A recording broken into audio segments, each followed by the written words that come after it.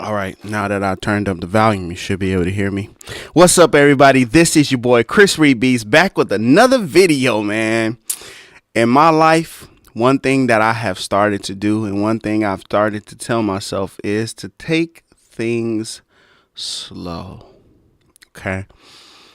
Been pushing through a lot of things.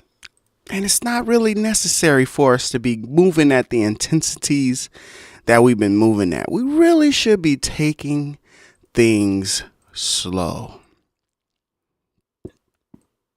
So that's what we're going to attempt to do in everything that we do.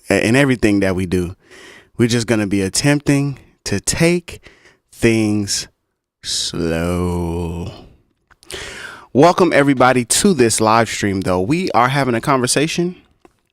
First and foremost, before we get into any beats or any music production, we're just having a conversation in general about Reason 12 and about your journey as a music producer. If you are starting off and you have not located your primary DAW, or if you've chosen Reason as your primary DAW, how that experience is, should be, or will be going for you. And in creating this live stream, just a thought that popped into my head. We've done this kind of question before. We've done this question before with different programs, different software, different companies. We've looked at Native Instruments. We've looked at FL Studio. We've looked at some different people, but not necessarily have we looked at Reason in the same way. First thing I want to say, and I want to kind of get off the way. That's what I'm saying. We're going to relax. We're going to relax a little bit. We're going to get comfortable with this live stream. We're going to get comfortable, you know what I'm saying? Just come a little closer. I purchased my version. Of Reason 10. And then I purchased my upgrade for Reason 11. And at the time, that then I had a discount and that gave me a bonus to push into Reason 12. So while I love the software, I am a customer. I am a purchaser. I spent my money.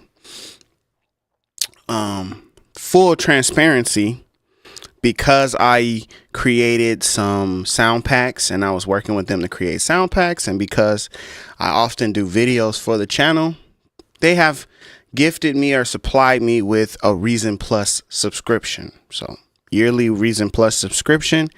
Gotta check and see if that thing has expired or not. But because we have that gives us access to be able to do the things that we are able to do.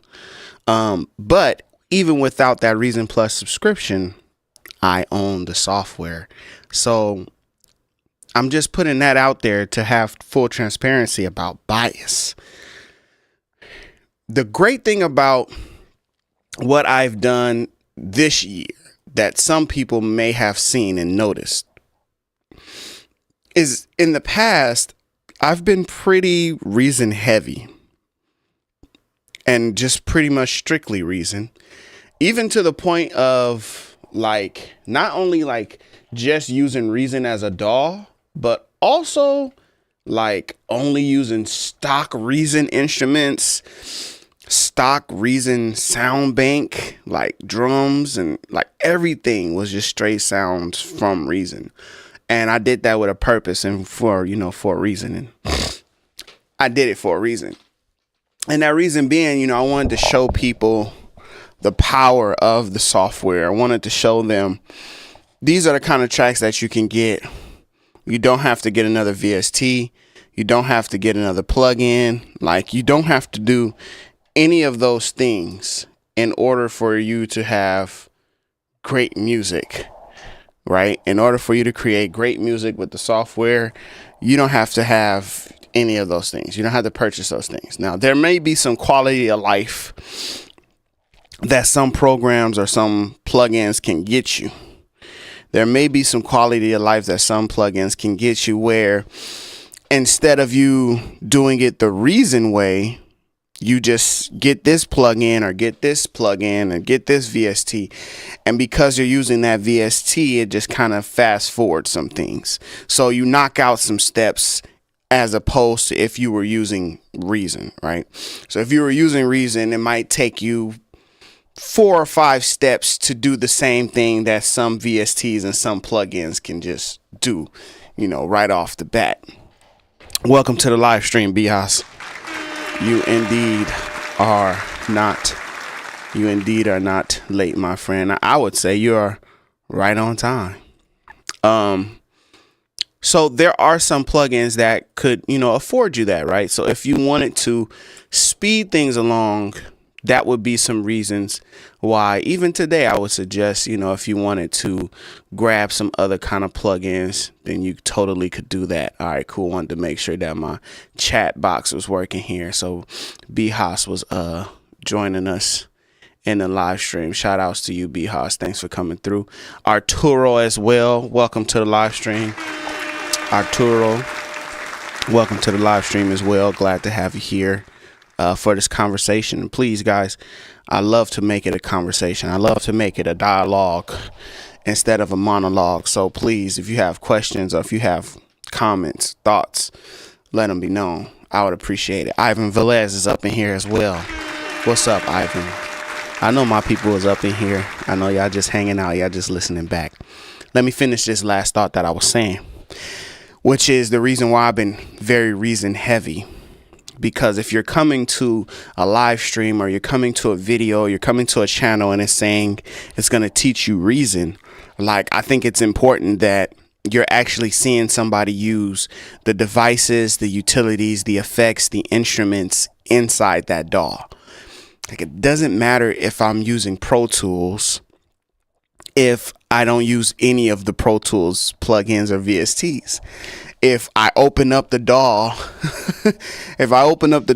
and then I start pulling up Fab Filter here and I'm pulling up Omnisphere there. I mean, Omnisphere in itself, every single sound you could ever want is there. So of course, load Omnisphere in any DAW and you're good to go, right? It's not quite the same thing as when you're using Reason and you're able to see, okay, I'm using only Reason and I'm using it for EQing, mastering, mixing. I'm using it for creative. I'm using it to create the sounds. I'm using it to do sound engineering.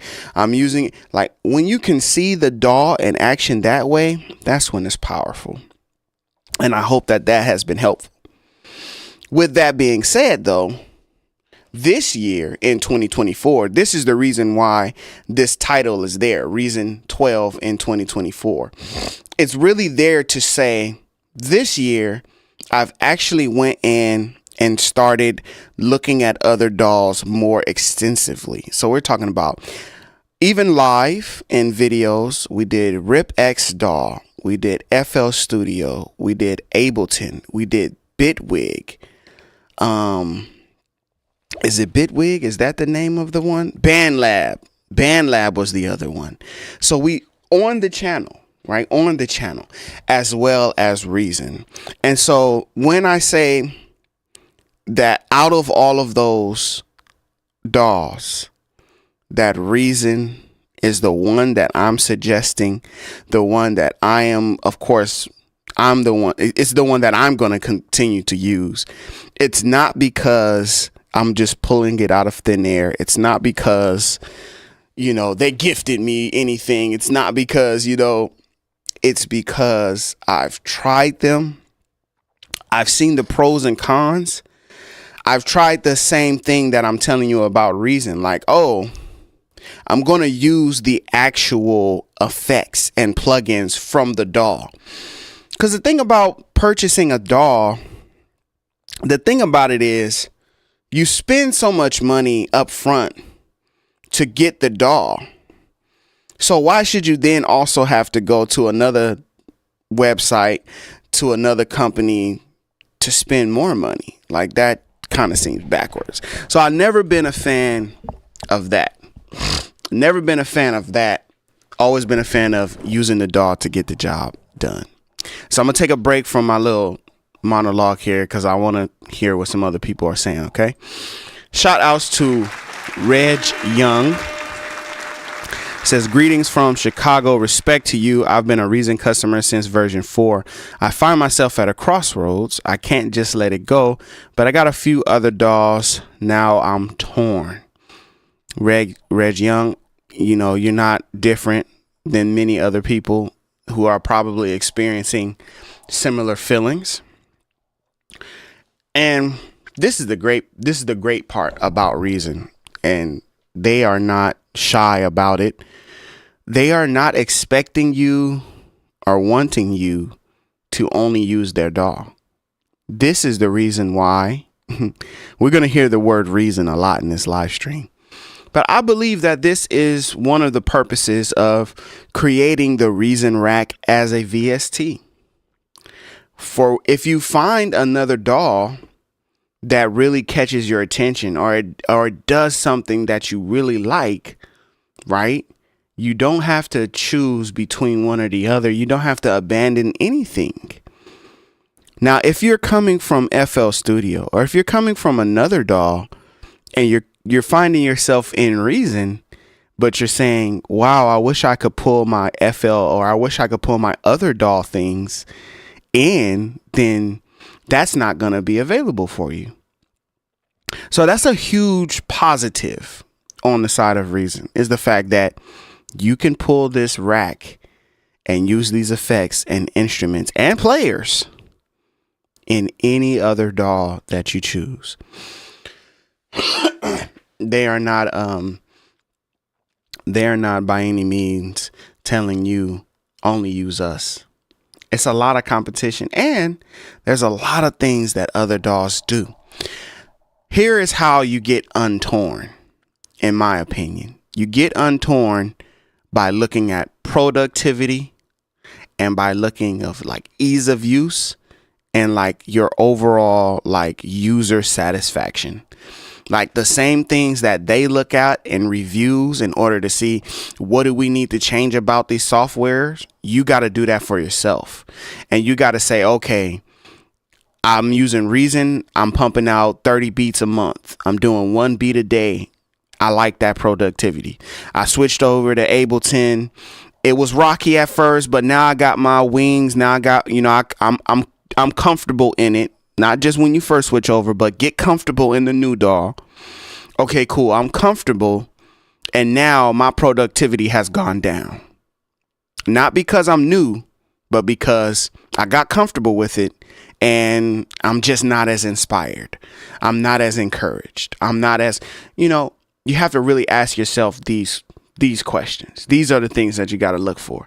So if your productivity goes down, if the fun goes down, that's how you get untorn. Don't be torn about like community, because pretty much a large majority of the Reason community loves the DAW and likes things in other DAWs. So don't feel torn there, because everybody has it, you know. Do you do feedback reactions from All Right? Welcome to the live stream, by the way. If you're referring to music, like send in your music and I react. I don't really react or give feedback necessarily.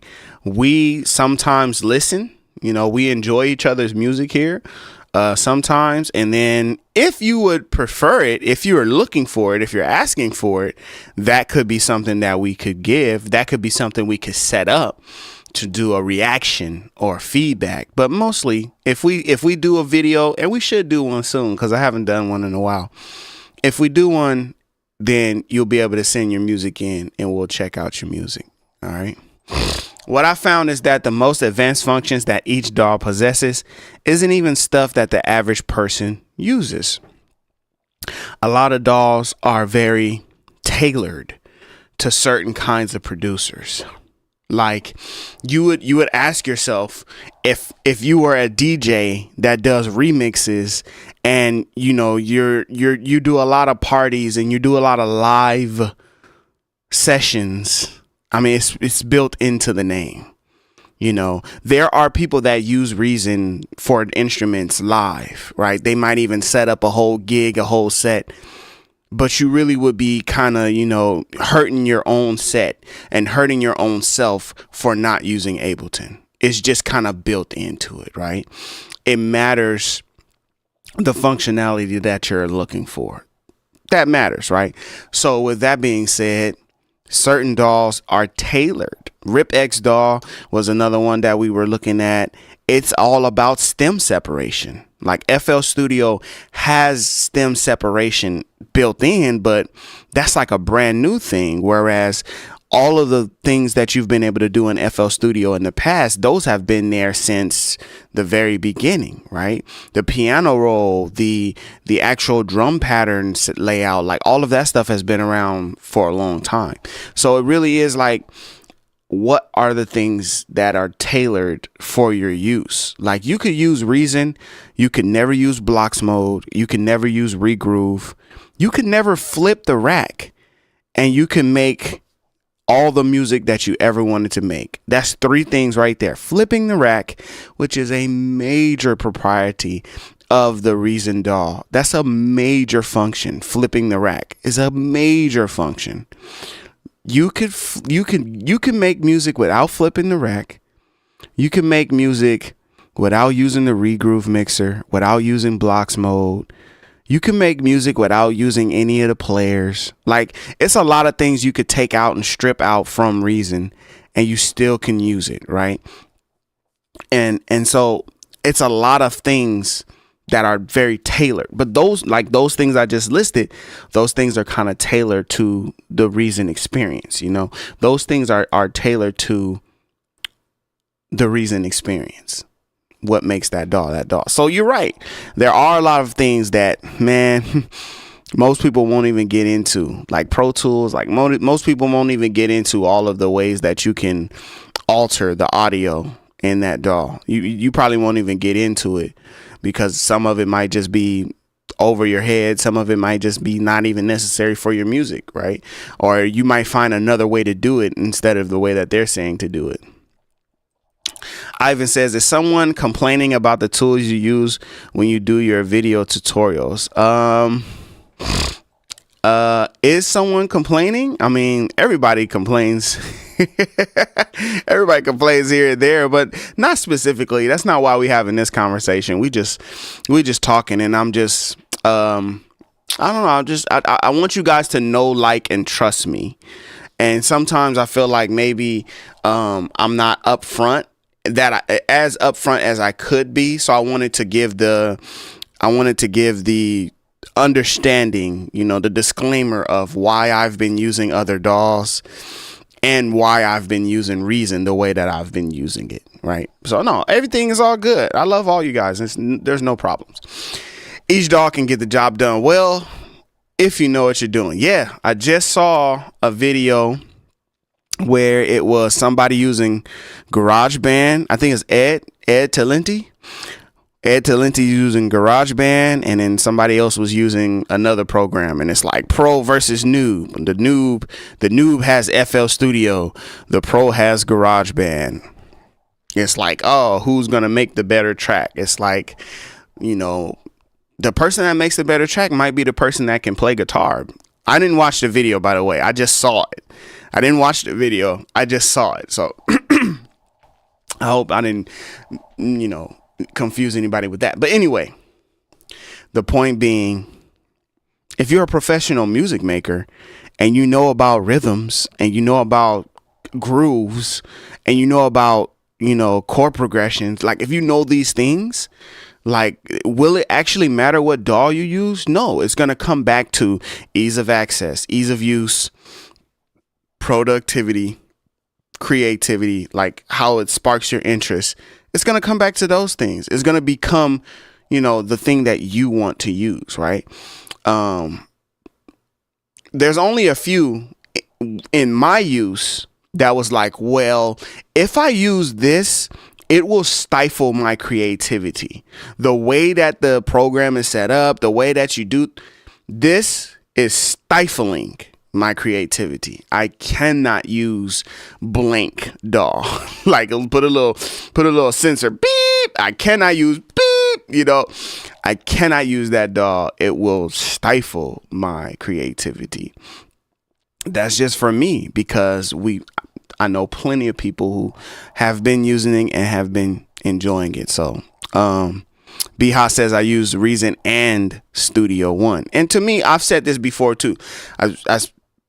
Studio One is like, it's a distant relative of Reason. It's like if Cubase and I don't know. It was the first time I said the joke, it was better. But anyway, they're like distant cousins of each other. So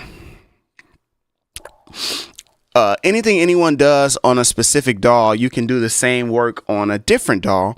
All DAWs work the same, but may not have same features as well as other DAWs, but can get the job done. Yes. For example, I have heard that time stretching in Ableton is really, really good.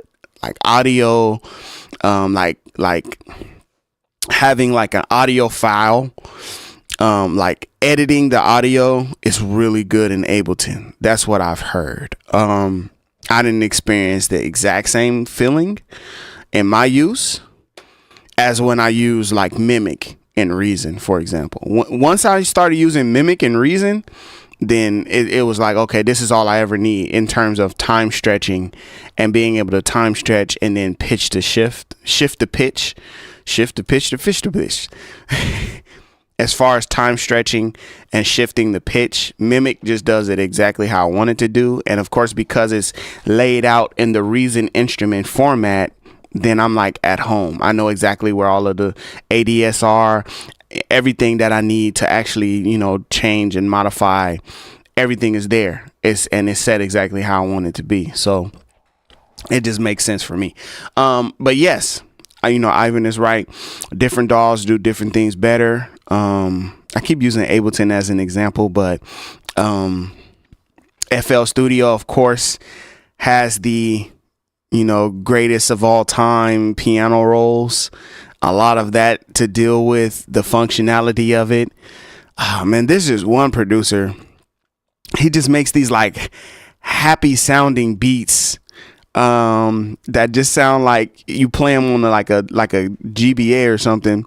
And he's always like on the little YouTube shorts, he's like clicking in the notes for the track or whatever, using the piano roll. And I'm like, he's so fast with making these beats, and that could be editing or whatever it is, but it's just something interesting. So we know that FL Studio piano roll, that's the one to model after. That's the one. They got it right. They got it right. The way that you can glide notes between each other. Now they have locking scales, so you can lock in a scale. You can do chords, you can do scales.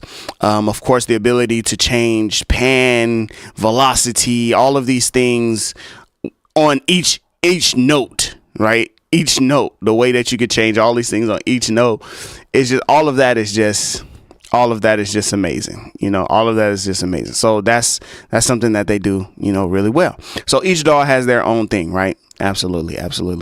Reason as a VST is nice. However, it feels like they stopped developing their own DAW. Well, yeah, when you want to play nice with everybody else, right? When you want to play nice with everybody else, kind of seems like that is what happened, right? It's like, oh, we want to be able to use Reason, which is not necessarily the case, because they still came out with Object. They still, they come out with more instruments and effects and things like that. A lot of times there's features like people are like, oh, we want VST3. So you get VST3, like that's working on the DAW. And so they listen to, what people are asking for, what they're looking for. But then it's just also this other part where it's like, the DAW is fine. People can do everything we need them to do in the DAW, sequencer, rack, mixer. So now let's actually give them more to do in the sequencer rack and mixer. So for a minute, you were able to save your mixer settings, right? And you can save and recall the mixer settings. Then they took that feature away. But that was something that you could do different in the mixer. Of course, they blocks for the sequencer, something new, right? Regroove mixer, something new. Audio, being able to do the audio, like edit your audio a little bit better. Pitch correction with your audio in the sequencer, right? So it's like we already have these things. Now it's like, how do we make these things better? And then for your rack, it's like better instruments or newer instruments, effects, graphics, right? Things like that. And so they've done some development, right, in the DAW, that functioning part of the DAW. But the bigger part that I've always seen is even when they come out with new versions or when they come out with new things, it's like, what is the new instruments? Like when they introduced the whole clang Pangea, a while back, the whole, acoustic or, these real instruments, like when they introduced that bass, it was like, yeah, look at what the focus is on. The focus is on instruments, right? The focus is on, same thing with Object. Like Object had this whole huge release. They even had like a little Snapchat filter thing that you could do on your phone with the release of Object, right? The video for Object blew up. I'm still seeing this guy, talking to the mic and make sounds with Object to this day. Like I'm still seeing that, and that's been some time. So they're definitely sound design, sound engineering, and instrument based. So when some people, like for you, for example, when you say they stopped developing their own DAW, they would say, no, we haven't stopped developing it. We just develop it differently. Than what some people might want them to. That's a powerful combination. I think he's talking about Reason in Studio One. Yep, it is. Reason needs their own DAW MIDI controller, something like SSL is doing. Yeah. Now this is a good. Listen. Okay, I gotta give you a round of applause. I gotta give you a round of applause for that, because so many of the MIDI controllers that I like to use do not work with Reason exactly how I want them to out of the box. I don't know why. I don't know what's happening there. I don't know if it's me. I don't know if it's them. I don't know if it's the actual equipment, but that is what has been happening. It just didn't. I buy a new MIDI controller. This one right here. I got the M audio here. I'll switch my camera real quick so you can see this guy. Do I got a better view? Here we go. Here's the M audio. Here's my M audio MIDI controller right here. Okay, I'm finna break something.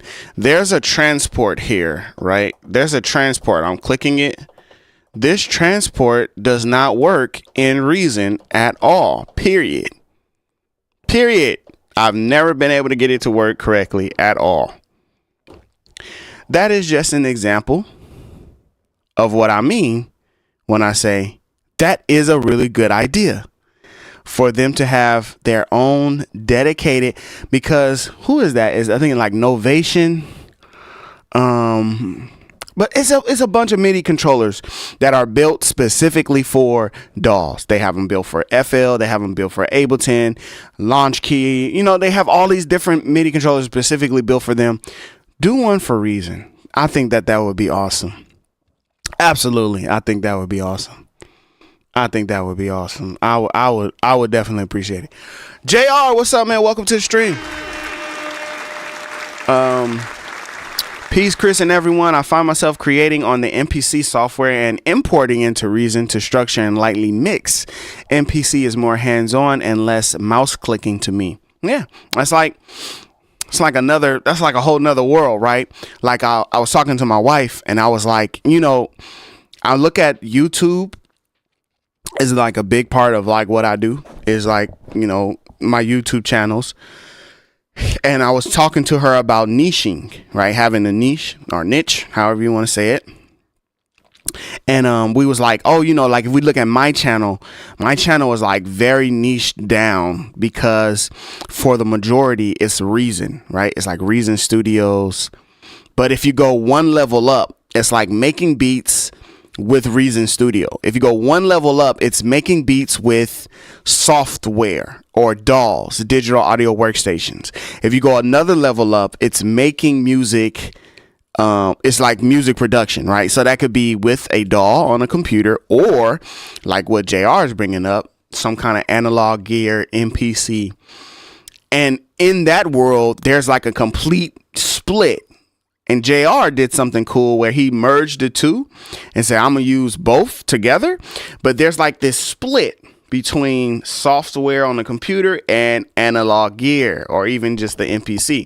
Some people might look at MPC and like, that's a computer in itself. It's just in a unit, you know, it's still not really analog, right? But that's how I would look at it. I would look at it as gear, physical gear that you're physically using, as opposed to a mouse and keyboard because you're using a computer. And so there's a split right there between those two. And some people, MPC, make a ton of beats. They are tactile. I know that there's a difference when I'm using this keyboard, and when I'm using my Arturia. Let me get it real quick.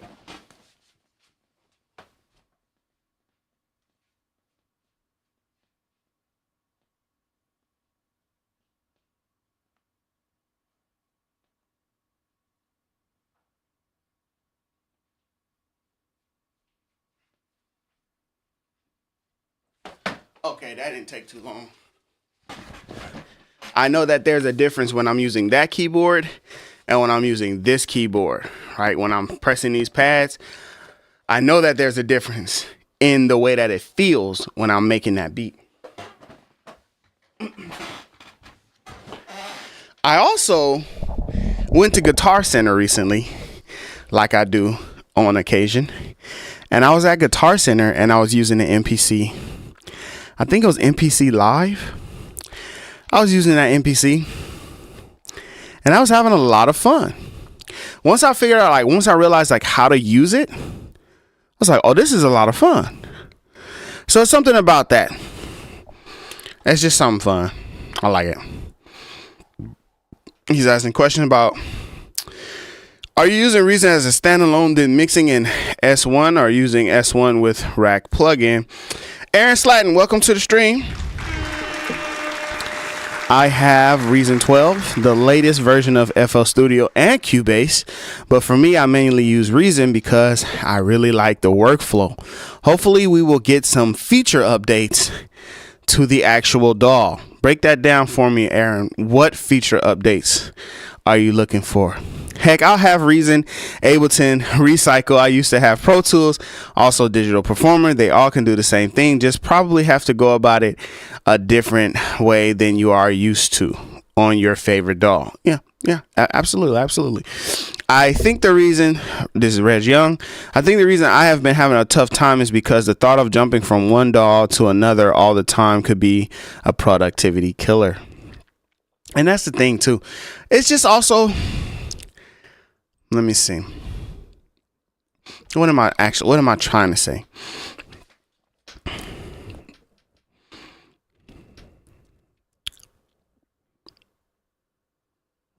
If you owned 10 cars, you have 10 different choices for what car you're going to drive. All of them get you from one place to another. But there may be a reason why you want to drive car number 5 versus driving car number 2. At some point, it's going to matter which one you choose, right? And then at other times, it's like, I just want to choose everything. For somebody like me, because I do live streaming, because I do YouTube, it's like, the more DAWs that I use, the more I niche up instead of niching down into just Reason, the more opportunity there is for other people to watch the channel or to find me, you know, become a subscriber, become a member, if that's something that you want to do to support the channel. there's just more opportunities. I'll give you even another example. You can live stream on Twitch. You can live stream on YouTube. You can live stream on Instagram. B-Hoss came over from Instagram. I was live streaming on Instagram one day. If I had not live streamed on that Instagram, he may have never found my channel. And now it's like, that's the homie. You know what I'm saying? It's like all the time in the live streams with tips, tricks, everything. Encouraging one another in our music making. So, but it's just, you know, when do you use it? When will it matter? When will it make a difference? That really is all that matters. It's, you know, it's the same thing with your DAW. It's like, why switch around at all?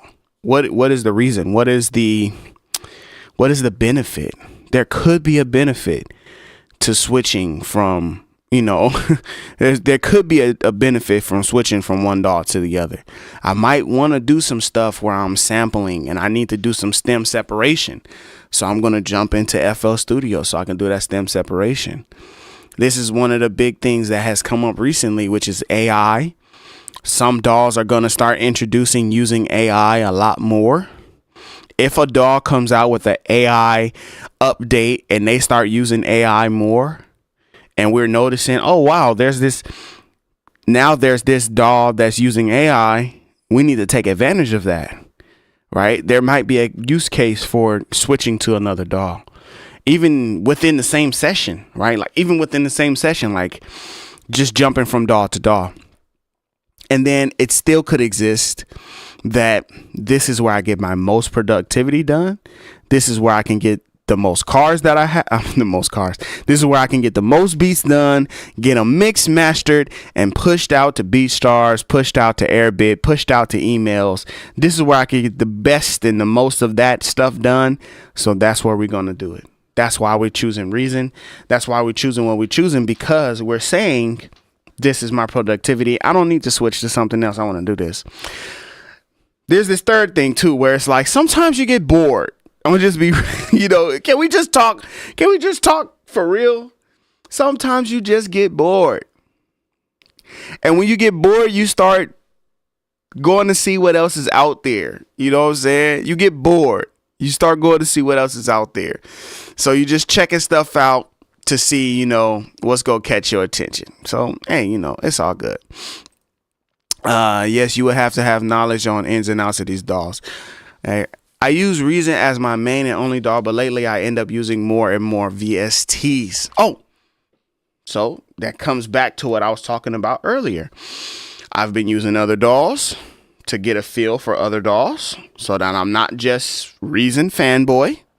So I've been using other DAWs.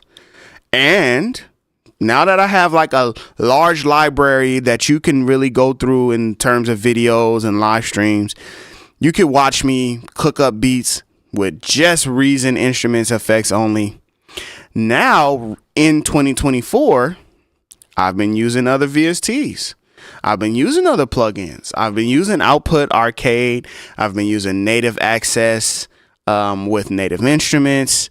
I've been using, oh man, what's the name of these people, man? I like this stuff. Catchy Noise Productions brought them. IK Multimedia. I've been using IK Multimedia. They have some really great stuff. You know, just kind of dibbling and dabbling in different softwares and VSTs. It's, for me, it's not to say it's because I can't get it done with Reason, because when I cooked up that Miley Cyrus beat, I found a synth that I had never heard before. And I was like, oh, this is that synth that Blank used. I was like, oh man, I could make some tracks with this. Or I just still find stuff. So it'll never be a case where it's like, there's not enough instruments. There's never the case. I use every single, I use every single instrument that there could be. Now, what Reason could do, and like I said, this is what Reason could do in general. This is just an in general thing. Somebody was talking about like updating Reason and making Reason better. See, Object opened the door for some things, and there's a couple other things that other programs in Reason does as well. But I want to show you this one specifically. See, because in Object, you can create the sound, and then you can hit this randomize button, right? You can randomize it, and you can choose like how much of it gets randomized. And so you're essentially like just creating random patches and random sounds, right? So that needs to be in every single DAW. Like, not DAW. That needs to be in every single instrument. There's no reason why whatever it is that you did for object, like the programming, like do that for these parameters up here too. Just randomly change these parameters around so I can just get some varied alteration. Like, of course, I can go in and change a few filters, change this from random to ensemble. You know, I can go in and change this stuff around, change the shape, you know, change values, change numbers. But how cool would that be if every instrument in Reason got that same upgrade that Object has? Because watch this. Every instrument after Object that they create, I guarantee you they're going to have some kind of randomization to it. Just a thought, but a big one at that. So, you know, all of that is going to the thought and to the idea that there's so much in Reason that is not the reason why I'm using other VSTs or plugins. I'm using other VSTs and plugins so that I can actually be knowledgeable about them, and so that I can use those sounds and plugins. Like, you just want to expand a little bit. But there's plenty in Reason that I haven't even touched, man. Plenty of Reason. I use it in both ways, standalone and rack. It is a feeling at the time doing a creation process. I just have fun. Okay, he's talking to Reg Young. I tried Mimic, but Serato sample is way better. I mean, yeah, it's gonna be a lot of things. It's gonna be a lot of things. I tried FL Studio stem separation. I tried Rip X DAW stem separation. I think I'm gonna give it to Rip X DAW for the stem separation. Some things just do things better than other things. Me personally, I haven't used Serato sample a whole lot, but look at what Serato is, right? Like, Serato sample is like, Serato in general is a DJing software. It's a software that has been analyzing and listening to and collecting data on millions of songs that have been played by different DJs, artists, producers throughout the year. So of course, like, that's something that they can implement into their software like that. You know what I'm saying? It's just like, you got the team working on it because that's the thing that they wanted to do. That's the thing they wanted to create. Hey, shout out to y'all real quick one time. Just wanted to just say that one time. I see y'all up in here in the chat, man. I'm trying to get through all the questions and stuff because I did want to make this a dialogue and not a monologue. You feel me? SSL just made a DAW controller that could be a dope controller for Reason's mixer. Reg Young, what is that? What's that DAW controller? SSL DAW controller. What DAW controller is it? Because they have a couple, you know? It could be any, I don't know. I'm trying to look it up to see it, but I didn't see anything. Wait a minute. I tried to look it up to see if I could see it, but I didn't see it. So let us know, what's the DAW controller? What's it called? And let me know. DL, what's up, man? Welcome to the live stream. Hello, big dog. How are you? Woo, woo, woo. I'm corny. I make dad jokes. I'm doing good, man. Thank you for asking. Believe it or not, I've been trying to just do better in life. I've just been taking it one day at a time. Like I said, I've been taking things slow.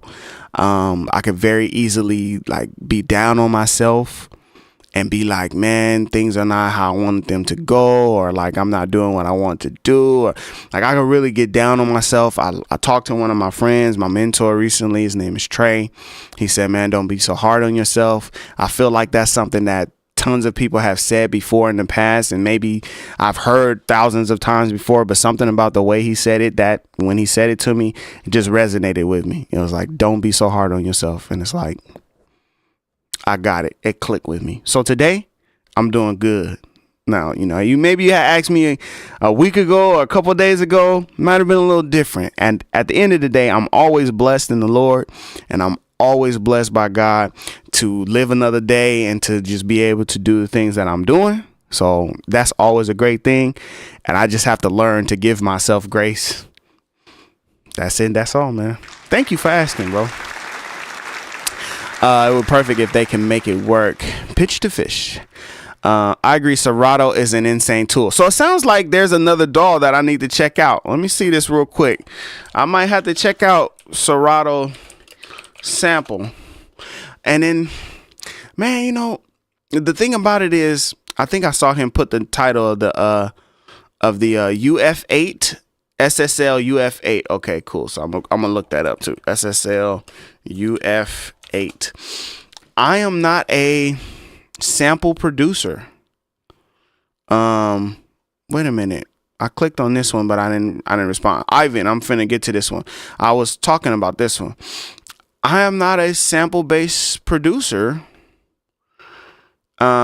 And that is probably the big reason for why I don't like it. It's not fully I'm not gravitating toward Serato sample because not a big sample producer, but it would be interesting to see like what else you could do with the DAW, or like how it works, and etc., etc., etc. They have a free trial.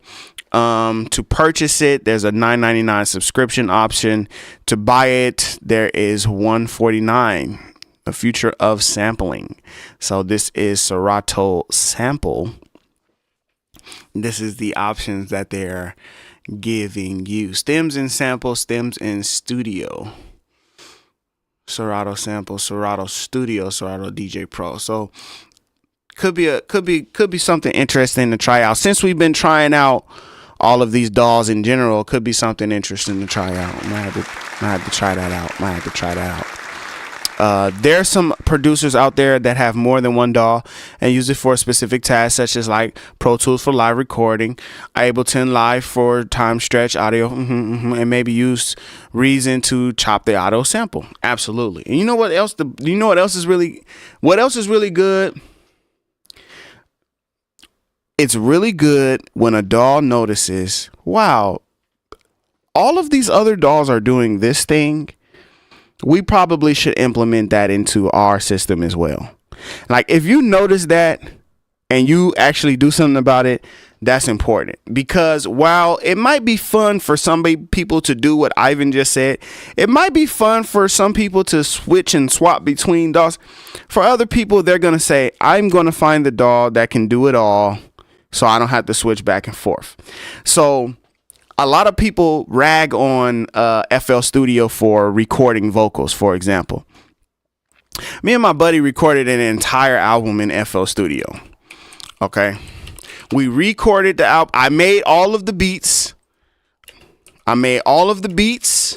In Reason. I think it was like Reason 5. I made all of the beats. This is the album. It's called Freedom Summer by my buddy Brian James. I made all of the beats in Reason 5, and we recorded all of the vocals in FL Studio. Now, somebody will say, Chris, well, you were using Reason. Why did you record the vocals in FL Studio? We recorded the vocals in FL Studio because you could record vocals in FL Studio. You couldn't record vocals. You could not record vocals in Reason. So that's what I mean. Like, that's an example of, it's like, hold on. I can record vocals here, but I can't record vocals there. I got to get Pro Tools to record vocals. That was a thing we was dealing with back then when we made this album. Every studio we went to, of course, was like Pro Tools. We was like, we don't have the money for Pro Tools. You know, we got this FL Studio. You could record in FL Studio. It's like one button to record the vocals. It was very easy to move the audio around to do the things we wanted to do. Recorded the whole album there. I want to say, yeah, well, anything with vocals, Life on Mute. Is another one that I produce heavily on, and we recorded the vocals for in FL Studio. So beats were made in Reason 4, Reason 5, vocals were recorded in FL Studio. But if like today, Reason 12, you could do the whole thing, right? If today there was the option for us to make the song and the lyrics together in one DAW, then I'm going there, right? Like I'm going there. So for example, recently I was working with this artist, and his name is Corey Knock. And Corey Knock, I have songs that, for example, this song, Child of God, I filmed the video and did the editing and did the beat, the music, and everything like that. Anyway, gave me the vocals. I made the beat around the vocals. I made like 3 versions of the song. I made like a trap version, like it was very like super like Migos style.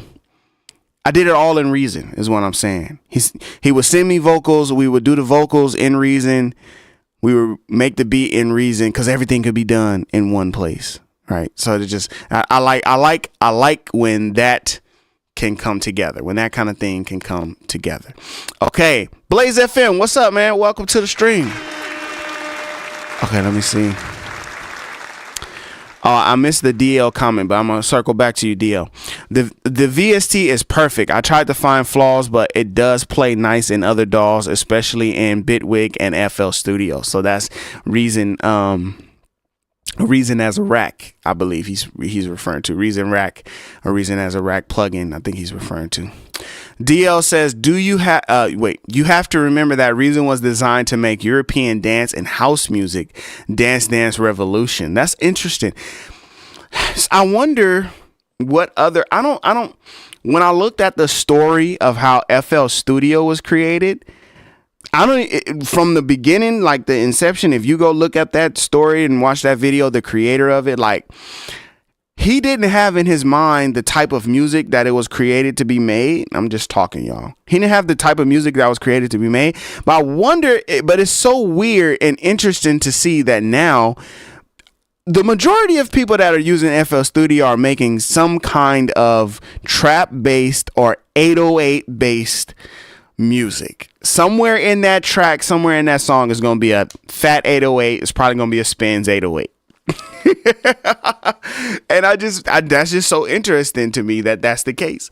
I think it was one of those things where it was like, when I was like using Reason and making different kinds of genres, making different kinds of beats, I think the first person I saw was like, I don't want to say that if that's not correct. Oh, thanks for subscribing to the channel. I think I saw Booney Mayfield use Reason. I think I saw him use Reason, and then I know for sure there was this one other guy that used Reason, and he was on YouTube, and he was making like sampled like hip hop, beats and stuff like that.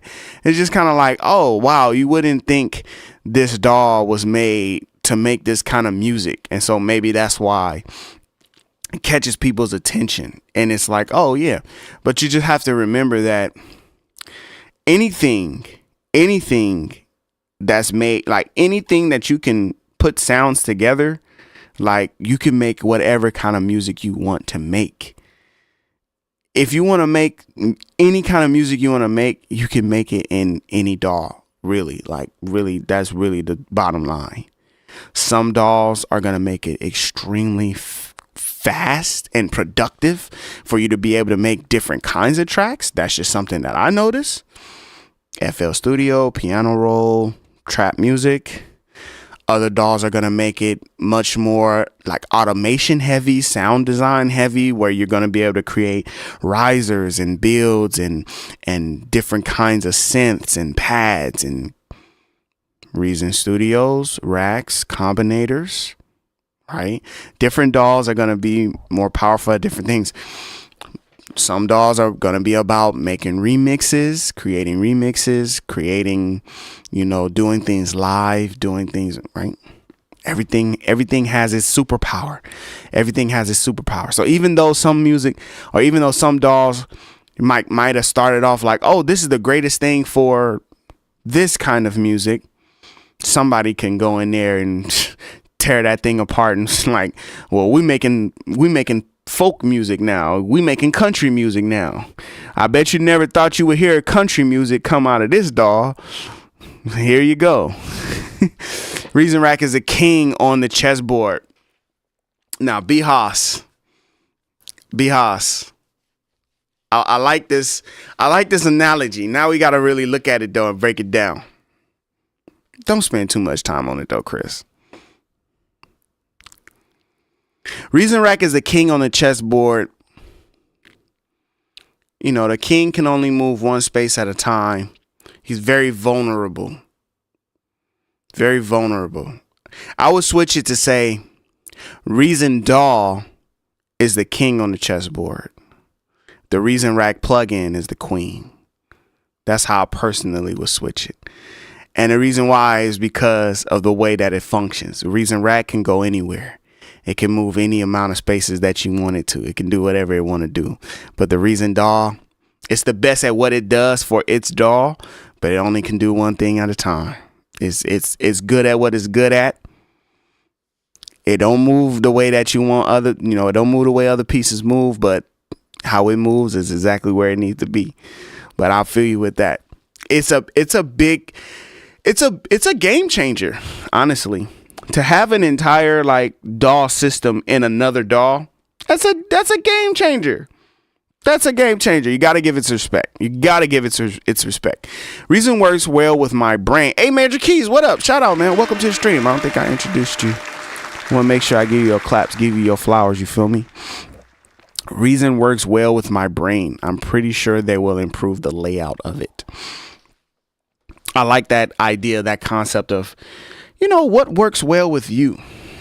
And I said it before. Some DAWs, they look like an Excel spreadsheet. That's not conducive for me. That does not make me inspired, encouraged, or anything like that to make music. So for me, that don't help. Then again, other people, they like, hey, I like the way that looks. You know what I'm saying? I like the way that looks. I want to keep using it like that. They happy with it. You know what I'm saying? They happy with the way that looks. Not for me. Not me and not for me. Right. And I'm more akin to what A Major Keys is saying. It works well with my brain. To me, things make sense. When I want to work on the mixer, I hit F5, I go to the mixer. When I want to do something in the rack, I hit F6, I go to the rack. When I want to do something about moving pieces around inside of the music, changing the format, changing the sequencing, I go to the sequencer. All of those things make sense to me in my brain. The layout, everything makes sense to me. It's just some things that's going to take it to the next level. It's going to take it to the next level. Reg Young, I think the Reason 13 update should focus more on the sequencer piano roll. If they nail that, they're golden. Now, if they add a mastering suite, man, look, laugh out loud. So when you say if they add a mastering suite, what do you mean? If they add a better mastering suite, like if they add more plugins, like what do you mean by if they add a mastering suite? Because they have mastering suite. They have compressors, multiband compressors, mid-side compression. They have EQ, dynamic EQ, side, they have parallel. They have all of the things that you would need for mastering. They have a stereo. They have like a stereo field, like, imager, stereo imager. I feel like I wish that they would do something more graphical with the stereo imager. Sometimes the stereo imager is not for me. So I wish they would do something a little bit different with the stereo imager, but they have one. So they have all of these different things that you could do for mastering. They have all of these instruments you can use for mastering. So it's not a matter of like including a mastering suite because they already have a mastering suite, but maybe a better one, or maybe improving upon the different effects or the devices. Now back to what you were saying. Yeah, they have some Polystep sequencer is the best thing that I've ever seen Reason create thus far. It's the thing I put my stamp on. It's like Mimic and Polystep sequencer. Those two are game changers. Now, if they can take the pitch correction, not pitch correction, but if they can take the time stretching of Mimic and put that into the sequencer, and if they can take all of the things you can do with Polystep sequencer and put that into the sequencer, put that into the piano roll, just those two things right there, you've already like created an entirely new ecosystem for how you use Reason. But that's the thing, you know, the Polystep sequencer as a player, you want to use that with effects. You don't, you know, if we put it into the piano roll, will we still use that player? That could become the issue with that.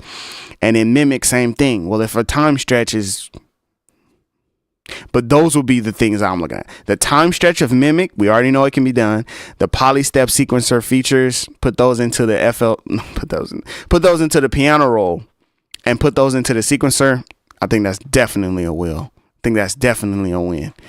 What happened to the Willy Wonka beat? Now, DL, man, I got the stems for it. Right? But it's just like that other comment that we was looking at. You know what I'm saying? I love y'all. I love being able to make music and being able to make these videos. I gotta be able to have the time to do it. Last time you guys seen me on a live stream, I guess that was like last week, whatever day that was. It's literally to the point now where it's like when I get a chance to get in here, like that's the chance that I have. If I'm like, I don't have a lot of time to be in here in my studio if I'm not live streaming or creating a video for a Reason or putting a video up on my on my channel. So there's no like I used to do like these like late night sessions in the studio where it's like 4 o'clock in the morning and I've been like cranking out beats and I'm just in here in a loop in my head and the beat is just going, you know, over and over and over again. And I'm just like zoned out because it's just so great. You know, there was a time where I used to do that and I just don't have that time now. I don't have that time. I got a kid. I got a wife. I got responsibilities. It's a lot of stuff. So I just say that to say, because the plan has always been to build and get to a place where that is all that we're doing. Get to a place where I can be as creative as I want to be. And when I'm being creative, that's what's taking care of everything else. So right now, everything else is taking care of the ability to be creative. So what happened to the Willy Wonka beat? I haven't done it. Just like I have not done every lead from the 90s R&B. I am not sure what that guy was asking me for. But he is so upset that I have not done that video. And it's just funny to me. Like every time I see him comment, I feel bad, but I also just be like, bro, like, okay, you had an idea for a video. I gotta get around to do it. You know what I'm saying? Yes, I made a country beat before I did your video idea. That's the thing about me owning a YouTube channel. It's my channel. I have to have time to do it. I'm sorry. What do you want me to do? Ivan says he's homesick, recuperating from RSV. Oh no, I'm sorry to hear that, but feeling much better today, just 100%. I'm glad you're feeling better, man. I'm glad you're feeling better. Just keep on getting better, brother. Hardly none of the mainstream work perfectly with Reason. That's a huge wish list thing for me. Transport buttons never work or don't work properly. Yeah. I wish I knew. I wish I knew. I wish I knew what the problem was. I do. I really wish I knew why I wish I knew what the problem was. There was one keyboard that worked correctly. There is one keyboard. That keyboard was the M-Audio Oxygen 61. That keyboard worked so beautifully. I almost want to just go get one now, but I don't like the way the keys feel. When I was younger making beats, the little plasticky feel of the keys wasn't a problem. Today, these days, I need weighted keys or semi-weighted keys at least. I can't go back to the super plasticky keys. Unless it's like my Arturia, which is like a tiny little 25, 30 key thing. That's for portability. So, of course, I'm not trying to get weighted keys out of that portability thing. But that M-Audio Oxygen 61, and I guess, you know, whatever, the 2549, the transport worked, the knobs worked, the faders worked, and they worked how you think that they would work. Like you would go to an instrument and you would just be like, okay, I think that these faders should affect these parameters, and they would work. It would work with those specific parameters. It just made sense. It's almost like it was made for a reason. It just made sense. It was like, oh, these knobs adjust these parameters in reason. It just makes sense on every single instrument. Every single instrument, it worked that way. Sometimes with these other MIDI controllers, if the knobs and faders do work, it works, but it'll just do random stuff. Like a knob will like switch from one patch to the next patch. Huh? Or like you would think like, oh, these knobs should change, you know, the decay. They should change the sustain. They should change the ADSR. Like you would think that they would do that, the envelope settings, and they don't do that at all. It's like they search through something else. It's just like, I don't know. But Oxygen, M-Audio Oxygen 61, that guy worked. And I really, man, shout outs to that. I really like that one because it did work. It did work. What are all those lights under your keyboard controller? Maybe he was talking about when I went here. Oh, this is my keyboard. I think he's talking about this. This is my keyboard, like my actual, the keyboard that I type with. I think that's what he's talking about, the lights. This is my keyboard that I type with. Right here. And I always just wanted LED. I just wanted some LED stuff. So like, for example, this thing, you can change the color, so I can go a different color. And I think there's like there's like a way that you can change. Yeah, there it is. Like you can change different functions. So now it does this little, you know what I'm saying? So now every time you press something, the lights will light up or whatever. But that got annoying because you can't see it, right? And so they have like this little different stuff. No, under the keyboard, is that a hardware effects console? Under the keyboard, right here? This? What you talking about, DL? Is that this or this? I think it was the keyboard he was talking about. So that's this. Oh, okay, it was the lights. All right, for sure. So yeah, that's what that is. That's what that is. Akai controllers work better, but they still aren't perfect. Okay, I have to check that out. Reason looks and feels better when I detach the mixer to another screen. That's like one of them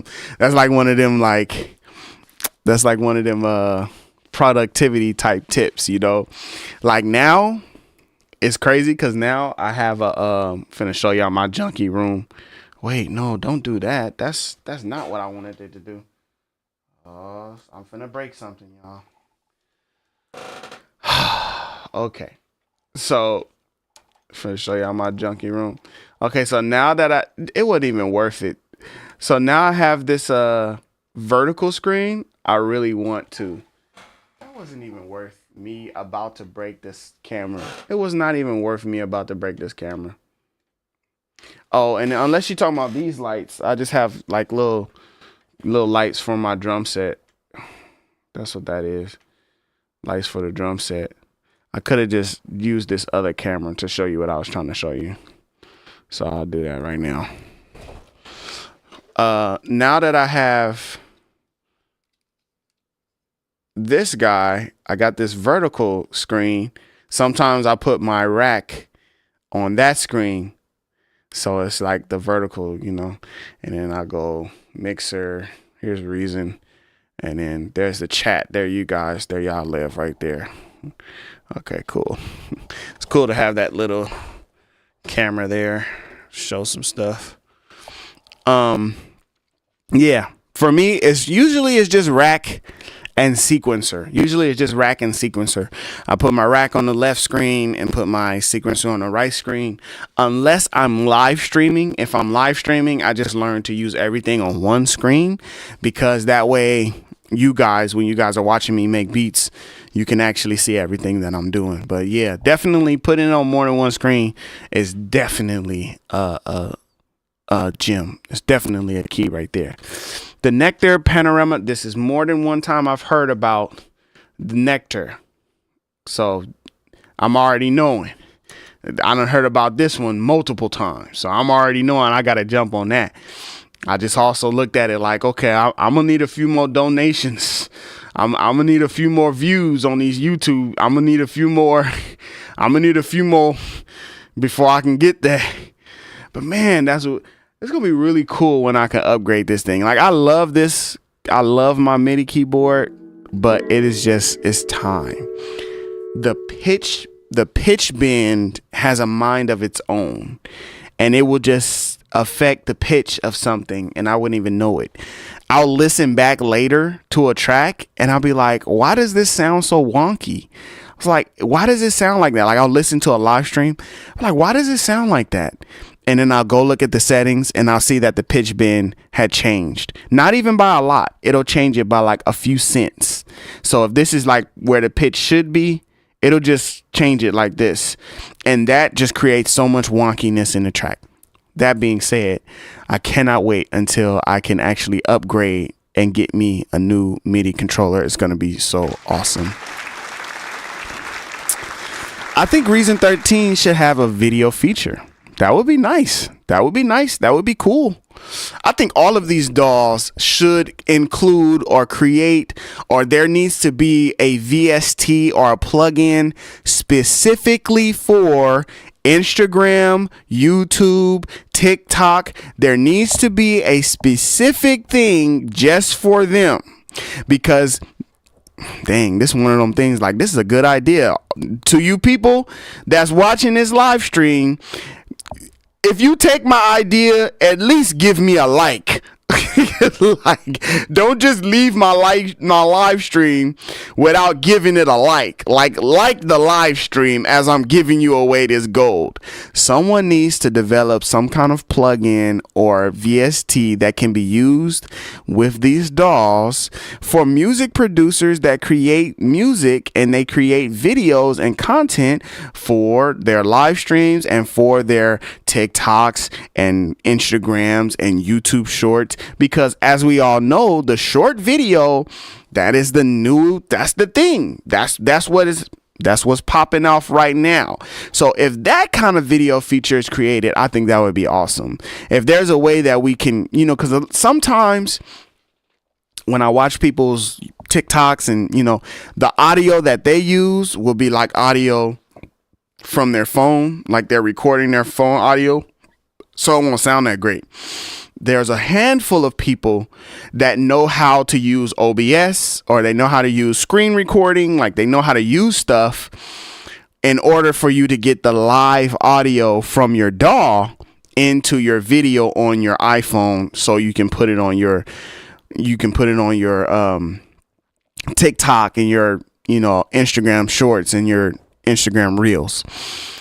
Some people know how to do it, not everybody. So if there's something like that, I think that would be real dope, Ivan. I think that would be real dope. I have the Nectar and it works great with Reason. Okay, there it is. That's the one right there then. That's the one. The Nectar is the one. The Nectar is the one. So there's a couple of things that have been introduced thus far.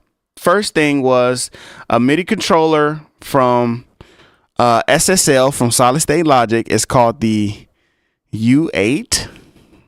I think that's what it's called. This thing looks pretty cool. What looks really cool about this is it looks like you can combine multiple of them. For whatever reason, you would need to combine multiple of them. Let's check this guy out. For those that haven't seen it, this is the UF8, culmination of SSL's 40-plus year legacy of mastering, production, workflows, and studio ergonomics built into generations of classic SSL consoles. So it's like having a mini SSL console you can put on your desk, you know.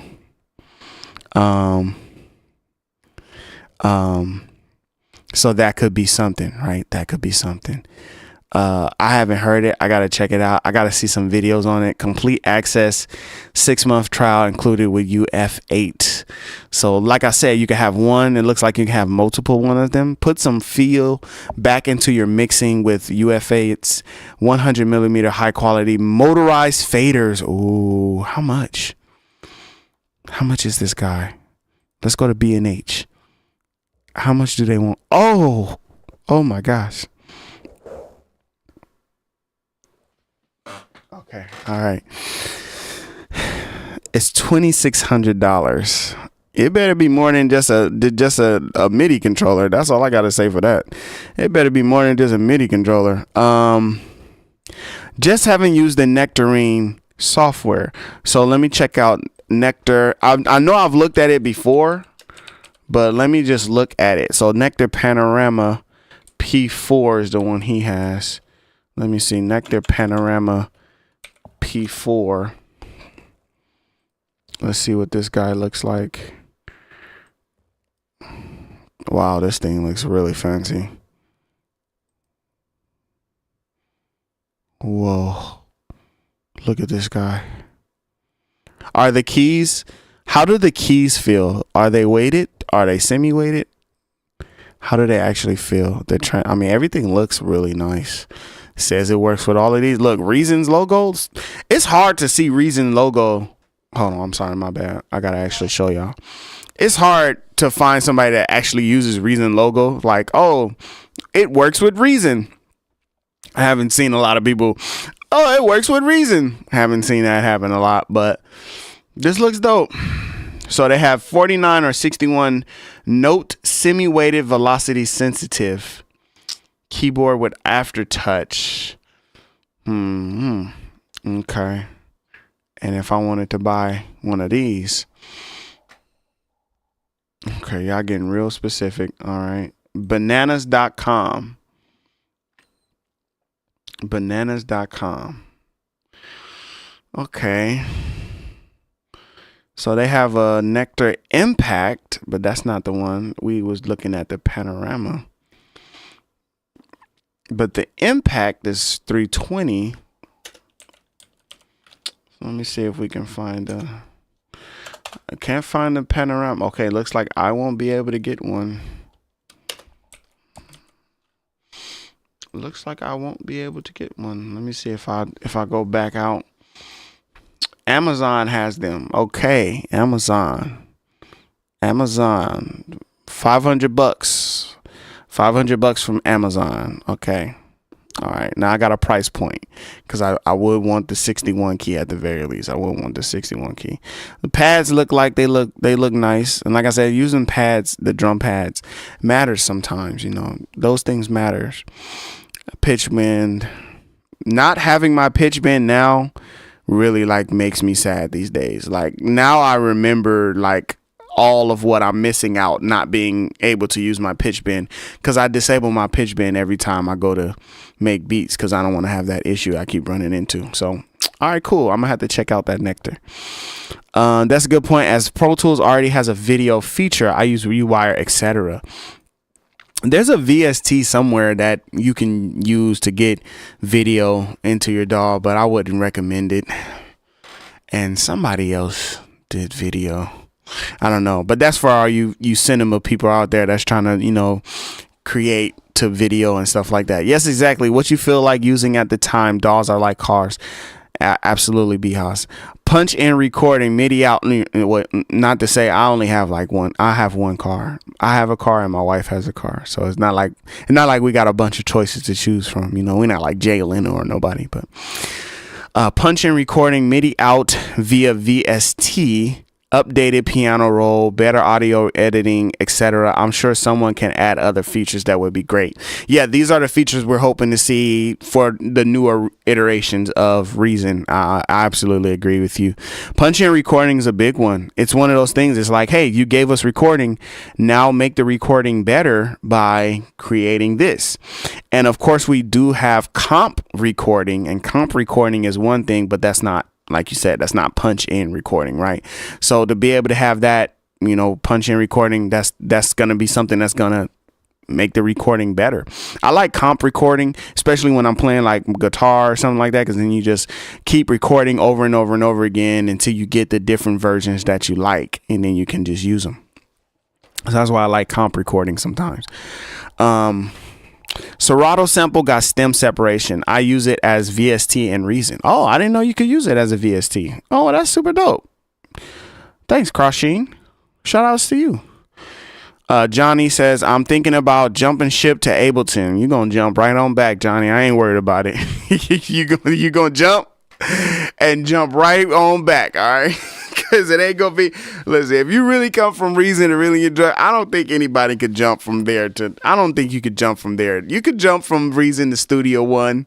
You could jump from Reason to a lot of different things, but jumping from Reason to Ableton, and my guy Gray Keys, he uses Ableton, I think. I think he was like Reason heavy, and then he started using Ableton. His beats is dope wherever he make them from. He can make beats on a spatula, you know, on a frying pan. The beat gonna come out tight. But for me, I would just be like, oh man, I don't know about that jumping stuff. You gonna jump right on back, I think. You're gonna jump right on back. I have to be honest. I like Reason, but the sounds are paper thin and require a lot of compression. What are you using to beef up your beats? So when you say something like paper thin and require a lot of compression, to me, that tells me a lot. Okay. That tells me a lot because compression is not what you would use to beef up a sound. Not necessarily anyway.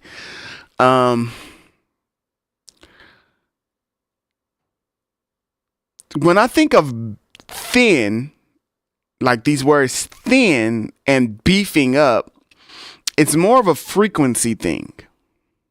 And I'll give you an example about different DAWs. Ableton, the way that the volume starts, you start on a high end. So everything sounds louder when you're using Ableton from the beginning.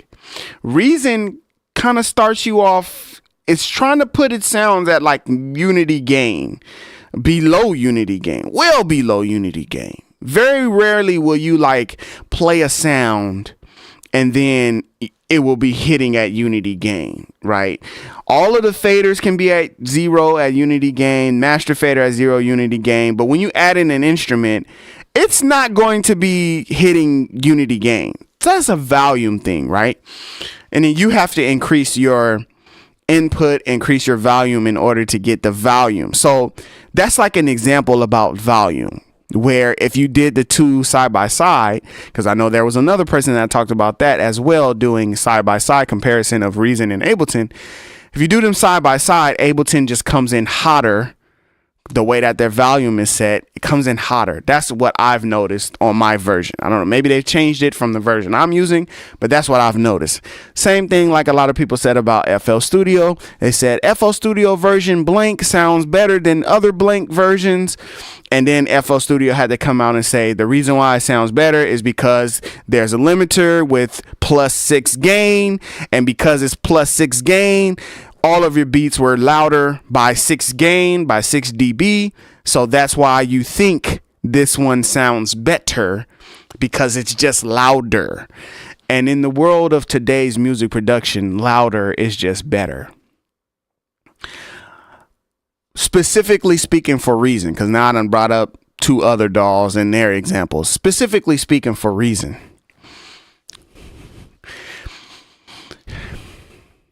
it's a frequency adjustment that has to be done. Frequency is volume. It's actually putting your sounds where they need to be. It's the difference between using a pair of headphones that are flat or monitors that are flat and using, concert monitors, or using studio bigs, or using Beats headphones. Beats headphones are not flat headphones. They have increased frequencies to make the music sound beefier, sound more bass heavy, or sound etc., etc., etc. Specifically in speaking in Reason, if I load up a bass guitar and I'm playing that bass guitar, it can sound good to me. But if I don't have a subwoofer, then I don't really know how that bass actually sounds. I need to actually increase the bass frequencies, right, every time. Even with an 808. Some 808s, I'll put the 808 in, I'll put it in Reason. It hits, it sounds good, but I need to add on I need to add in an equalizer to boost that low end. I need to add it in. If I don't add it in, it's not going to be as rumbly as I would like it to be. There's a situation in which, if you're the type of person that mixes clean, like you want a clean mix, you don't want anything to be, if you're very clean, you are going to get a thin sound because you're playing it by the book. You're playing it by the book. Everything must be set to -10 dB before you go to master. And it's also all about comparison. Comparison between how music was made 5 years ago, 10 years ago, 15 years ago, 20 years ago. It's a comparison between how music was made then and how music is made now. Today, everything is clipping. Everything is pushed into the red. Everything is pushed as loud as it possibly could be. Everything, the bass is just bleeding your ear. Everything is just exaggerated in sound. Everything. You're not going to hear a clean acoustic kick drum. Like, that thing is going to have saturation. It's going to have distortion. It's going to be crushed. It's going to be parallel compressed with another kick drum. It's going to be sidechain compressed. Like, it's going to have all of those things happening to it. So you put the time into you put the time into your sound to get it to sound how you want it to sound. Like, somebody saying, like, if you pulled up ID8's piano and you pulled up FL Keys, you're not going to tell me that Reason's piano sounds thin. It's just, come on. No, that's not what's happening. You pull up the piano from Ableton stock piano and you pull up Reason's radical piano. Oh, Reason sounds thin. No. That's not the case. The case is in your mixing and in what you need to do in your music to get things to sound how they need. You need to actually do it. Reason is not going to do it for you. Whereas other DAWs, some of their effects and some of the way that their masters work, some of the way that their like master faders, some of the ways that their stuff works, it's like they're doing it for you. And also, it's not as punishing. It doesn't punish you in other DAWs when you're looking at your mix going into the red, and distorting. And it's like, throw that soft clipper on there, everything will be fine. It's like that. So, I don't know. Will you ever do this is Small Town. What's up, Small Town? Welcome to the live stream. Will you ever do the R&B request from your subscriber you said you would do? Okay, you just doing country now. Is it small? Was it him? Now I want to go find out. What? Man, yes. Yes, I will. And no, I don't. No, I don't want to just do one thing or the other. I want to do all things. I want to do everything. I want to be able to just. I want to be able to play Warzone sometimes. You know. I want to be able to just, have fun. Now I'm looking to see. Because he was so upset. It's like so mad because I did the country beat. Was that you, Small Town? Was that you? I'm sorry. I'm searching through stuff now. Okay, yeah. It was from my little country beat. My little country track. Oh, okay. It wasn't Small Town. It was somebody else. But nonetheless, hold on real quick. Is this making a country? Oh wow, the video looked pretty crispy on this one. Oh, that's pretty good. Oh,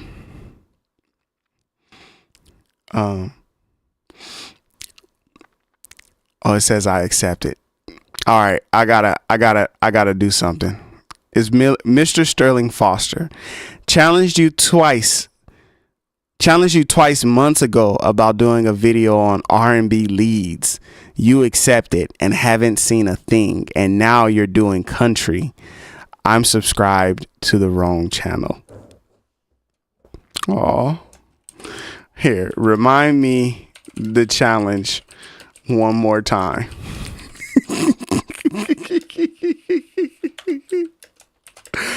I am doing my best here.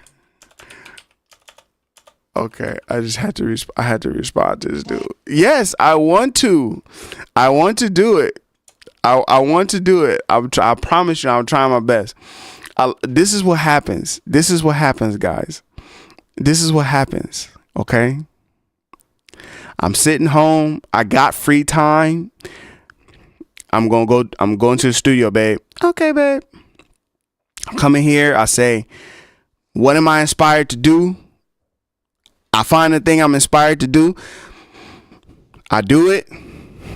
If we have a good live stream, if everything went how it's supposed to go, I'm happy.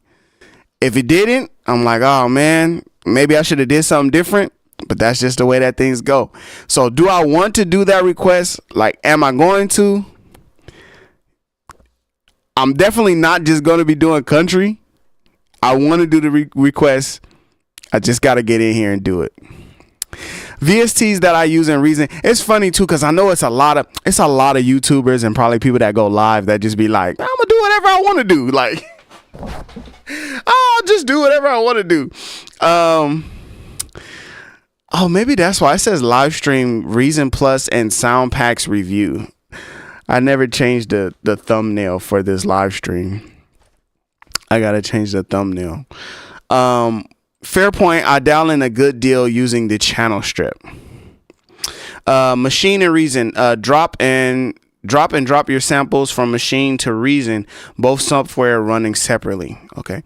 VSTs that I use in Reason are mostly sound design, things like UAD plugins. Reason doesn't need any more instruments. Exactly. Have you messed with the external input and object? Oh, drums galore. Welcome to the live stream. And yes, I have played around with that. You can go to my object videos here. The most ambitious thing that I did with that was I combined a Neptune with the object. I did some CV routing, so that way when you sing into your microphone, Neptune picks the actual note, and that is what plays in object. So the way that object works is when you press a key, that plays object. So you press a key on your MIDI keyboard and that plays object. And then if you have an external in, which could be a drum loop, a percussion loop. By the way, those things are really fun if you do percussion loops, right? It could be a guitar loop, or it could be your voice. It could be anything. The external in becomes the exciter, right? The thing that makes the sound. So, you can get all lost in the sauce with the science of it and, enjoy yourself with that.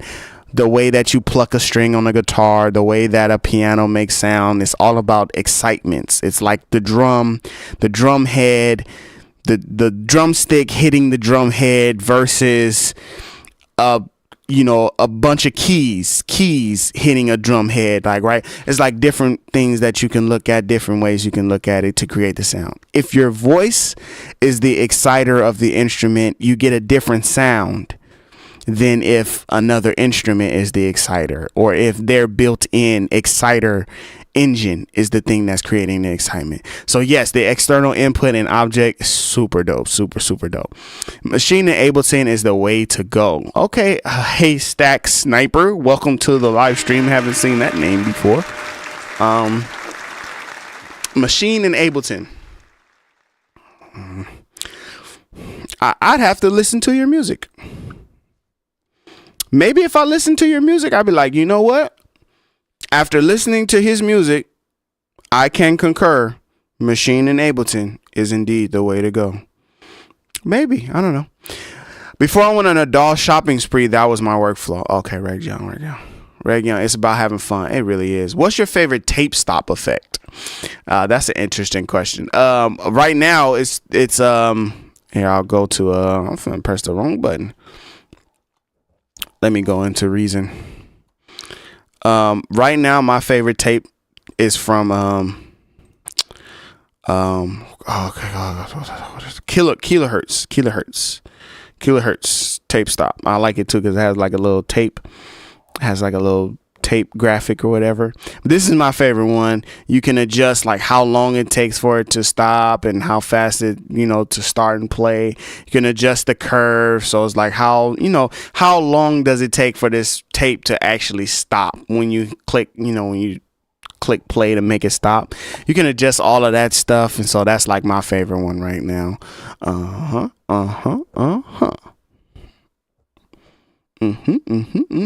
See a bunch of people talking about UFA, SSL, UFA. Yes. Okay. I'm sitting over here looking at my chat. I had a lot of, this is the most, so man, shout out to y'all real quick. Hold on. I did just say shout out to y'all real quick. Listen, it's an issue when, like, it's just too much chat. It's like, man, this is beautiful. Thank y'all for being in the chat, bro. Like, I appreciate y'all. So I'm just like struggling to, actually get the chat, get the chats. I'm struggling to get the chats to, to get them all, because I've been like scrolling through them all or whatever, but we checking it out. Okay. So UFA, we looked at that. I don't know if it plays well with Reason. I'm just saying that it would have been a great strategic partnership given the mixer emulation. Oh, okay. For sure. Yeah, for sure. Thanks for doing this kind of stream. Shout outs to you for being here for this kind of stream. That's literally what I was talking about before. When I say, like, I'll get in here and I say, okay, we're going to do this kind of stream, or we're going to do this, like, honestly, when I sat down, I was about to get into like making beats, but then I also was just like, well, let's just kind of see how things go. I literally have steak under, like, by my foot that I didn't finish eating. Like, I was going to, like, put the screen on Reason, finish eating my steak, and just kind of go with it. And as I was creating, I was like, okay, we need a title, do a little poll. This is just what came up. This is what came up. So I'm glad we could talk and kind of chat together. It's like a just chatting stream.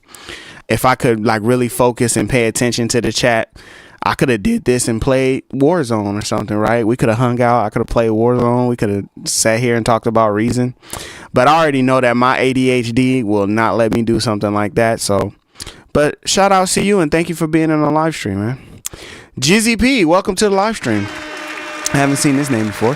MPC software has a good sound. I do beats in there, mix in Logic or Pro Tools. And isn't it interesting how it's just almost like, man, you just look for that one thing that can do it all. And just like not one thing can do it all.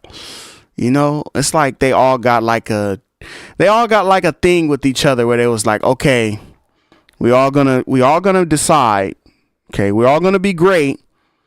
But no one can do the exact same thing, or like no one can do everything. Okay, we all are coming here. Hey, Ableton, come over here, man. Come here.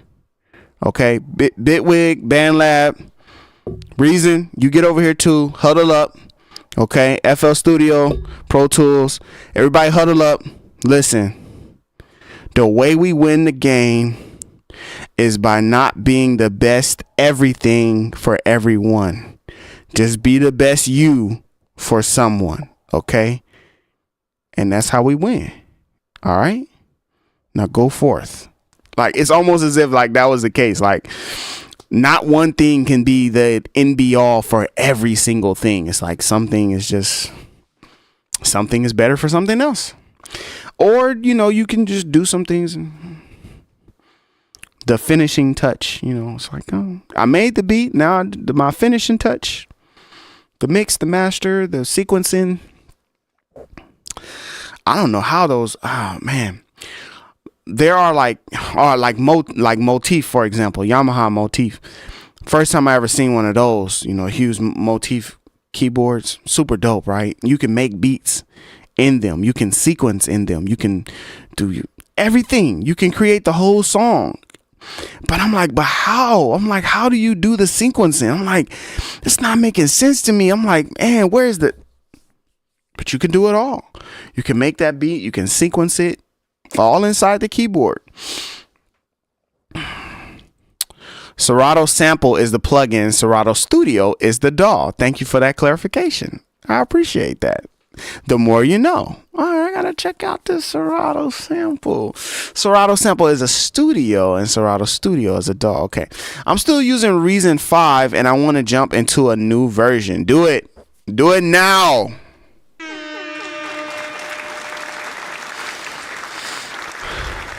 Do it and do it now. Okay, jump into it. No, but seriously, Garage up. Do it right now, man. Reason 12. Well, let me back up. You can try Reason 12 right now by using Reason Plus and getting a subscription. I believe it's $100 for the year and it's $20 per month. And you can try the newer versions of Reason right now today. I can tell you from experience by starting off with Reason 3 that if I was able to try Reason 4 and 5 before I moved from 3, I probably would have stayed on 3 a little bit longer. I would have stayed on 3 a little longer. Now, personally, I feel like Reason 5 is far enough to where you should probably just go ahead and update, either purchasing the full DAW or getting Reason Plus subscription. But this is still an option for you to try it out first, as well as the demo. Demo version works. You can do everything in demo version. You just can't reopen the file. You can't export the file either. So some things you can't do, some things you can. You get the demo version, have at it. I'm torn on using samples as well. They can be dope for creating a theme during a track or musical elements, but I'm afraid of sample clearances, etc. I'm a chicken. Laugh out loud, JK. No, I think that's important. That definitely is a big part about what kind of music production you do. I could tell you me personally, this is the reason why I do the kind of music production that I do, aside from the fact that the person that inspired me the most is Ryan Leslie. So Ryan Leslie was the most. Second in there was like Misto and Pizzy. Like, I used to watch them cook up beats, and I never saw them use a sample. I always saw them start, with some kind of piano, some kind of synth, some kind of drums, and just build the track from there. So those are like two like big influences for me, right? So for me, I always wanted to get into that. I want to learn how to play the guitar myself. I want to learn how to play bass guitar myself. I want to do the drums. I want to have a drum kit. I want to play piano live. I want to do all these. That was a big thing. I want to be able to do it. The greatest joy that I ever got as a music producer was when I was playing a track. We were playing a song, and there was a DJ there, and a very famous DJ now, actually. It's one of those situations like, dang, I wish I kept in contact with people. I wish I kept in contact and people could know you and recognize you. Like, we had this whole experience. But it's just like, that was years ago, Chris, and people go on to become what they go on to become, and you just continue to be Chris from Compton, the dude with the waves. But nonetheless, the greatest feeling that I had as a music producer was when I had this song and we played it at this radio. We played it on this online radio show. Me and Brian James, we played this song. This is the greatest experience I had as a music producer. We're playing the song, and they look over to me and they say, "You made that beat?" And I say, "Yeah." And they say, "What sample is that?" And I say, "Ain't no samples in this." Excuse me, sir. There are no samples in this. I played that piano. I programmed those drums. I played that flute. There are no samples in this. No. This is Reason. This is Reason 5. Oh, why does it sound like that? Why does it sound like it got a little vinyl crack? Oh, because audio, it's just like, yeah, because I use this. Because I had this little vinyl sample, but it's like, oh, but is that a piano sample from this song? Like, no, I played the MIDI. That was important to me then and is now. That's the largest reason. Recently, I made a track. It has a sample. Somebody wanted the track. I'm hesitant about that track because it has a sample. I'm in the same bag that you are talking about right now. I hated that this track that I created, that so many people seem to like, had that sample in it. Now I'll just say this about these two things. I'll say that about these two things. For me, it's ego and pride. I can let go of that one day. If somebody likes your music because it has samples in it, it does not necessarily, and they don't like your music when you create it all from scratch, it might not have anything to do with you and how your music sounds when you create it from scratch.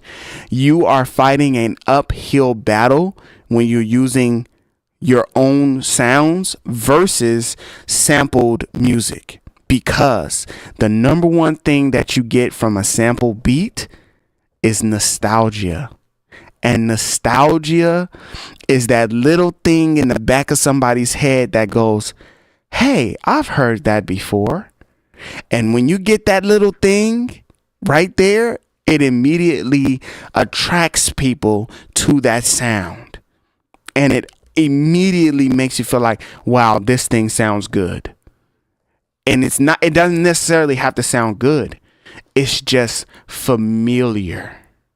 And so familiarity is going to win sometimes out of the new and the unique because of that whole idea of nostalgia. I've heard that melody before. I've heard those vocals before.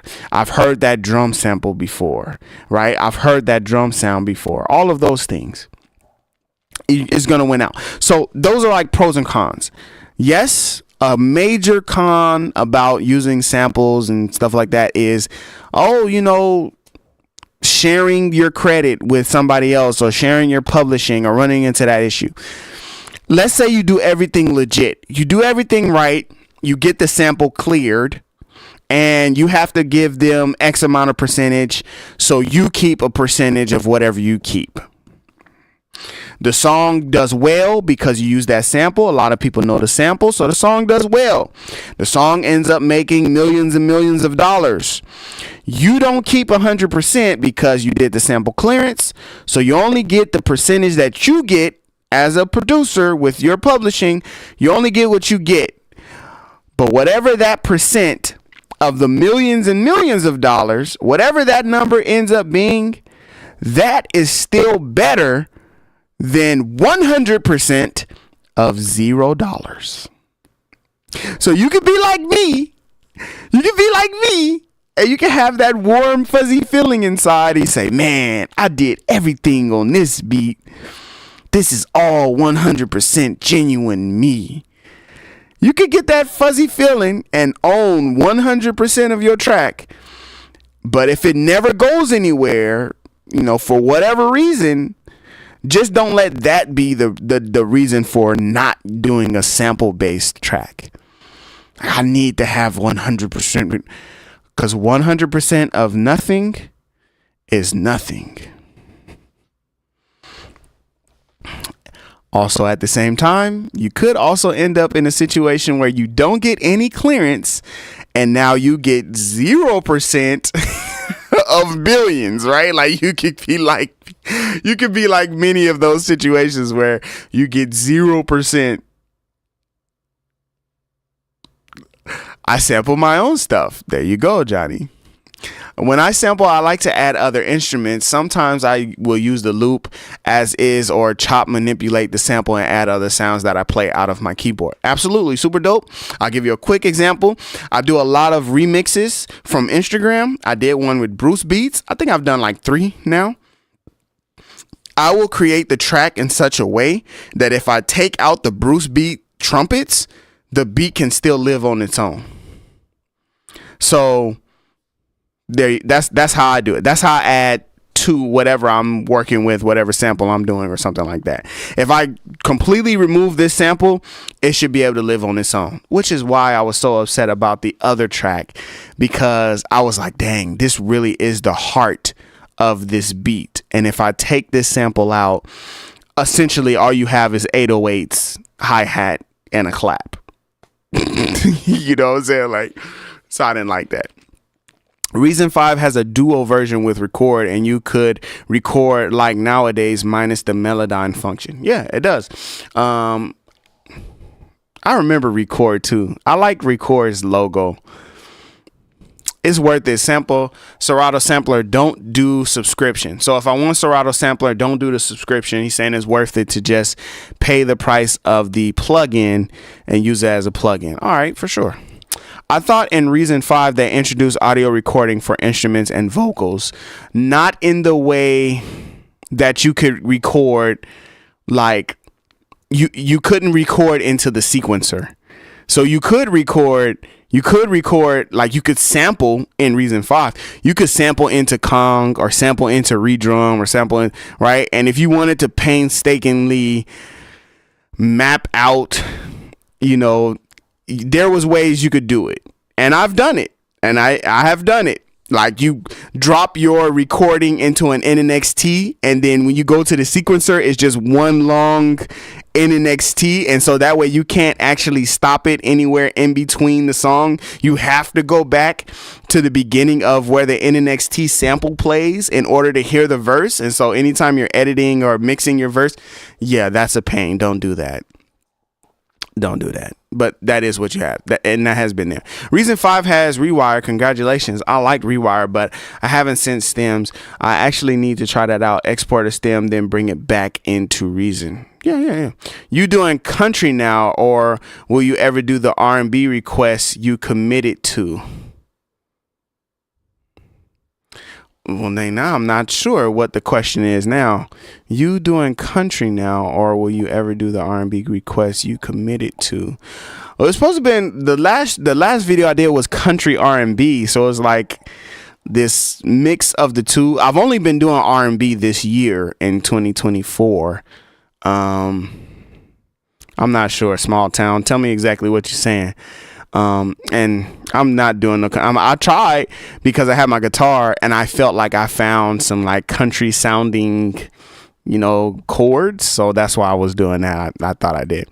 What popular producers use Reason? DJ Battlecat uses Reason. Way earlier in the live stream, B Haas was talking about My Guy Mars. I just finished watching a podcast with My Guy Mars and he uses Reason. So My Guy Mars is a really big popular music producer that uses Reason. I don't know, you might be familiar with certain songs like Jay-Z, Show Me What You Got. Some Nipsey Hussle stuff. It's a bunch of stuff. I'm not 100% like familiar with his discography, but I do know that those two names are in there. So yeah, My Guy Mars uses it. I was just looking at it the other day. Oh man, who's this dude? What's his name? It's a big dude too, man. He has some really dope R&B artists that he produced for, and I was like, yo, he made those beats in Reason? It's a lot of people. It's a lot of dope people. Please check out SSL UC1. Imagine having that control your SSL mixer in Reason. Oh, that would be dope. SSL UC1. That would be dope. So basically, the same little function. Oh, I see that. That's dope. But you have the controller. Sweet. Advanced plug-in controller. Interesting. Okay, let me see. I want to get through some more of these comments. I really believe Reason has a faster beat making workflow than FL Studio, especially if you use blocks to arrange. I agree with you, Blaze. I feel like Reason, to me, it just makes more sense to use the notes, to use the lanes and the notes and everything like that. To me, it just makes more sense to use that stuff personally. So you get in there and you record and you're good to go. You're done. The only thing is depending on what type of producer that you are. If you are a MIDI controller or play into the sequencer type of producer, then yeah, it's definitely faster. If you're an automation, create all your music in the rack kind of producer where it's like the instruments are kind of like playing out their own chord progressions, they're playing out their things, absolutely, it's definitely faster. If you are a drop in audio files into your sequencer, you're not using instruments, you're literally just using audio files. So that means every single kick, you can see every single kick and you can see the claps and the hi-hats. Everything is laid out into your sequencer. If you're that kind of person, sure, Reason it's just right there. It's just done for you. Just drag and drop, you do it. It's just as fast if you're that kind of producer. The only time that FL becomes faster or more convenient is if you are a piano roll producer. And I mean that's meaning you take a pencil into the piano roll and you draw out chords, you draw out melodies, you try and do trial and error to try to figure out the melody. Like you like play it, stop it, play it, stop it. Like you like trying to figure out the melody, try to figure out the melody. Okay, cool, I finally got it. If you're that style, go knock yourself out with FL Studio. But if you're a MIDI controller style, for me, nothing is faster or more convenient for me than just jumping in there. Illmind uses Reason, multi-platinum producer. Thank you, Johnny. Appreciate that. Reason is my life. Shout outs to you, Andre. I mean, like, my YouTube channel is based off of Reason.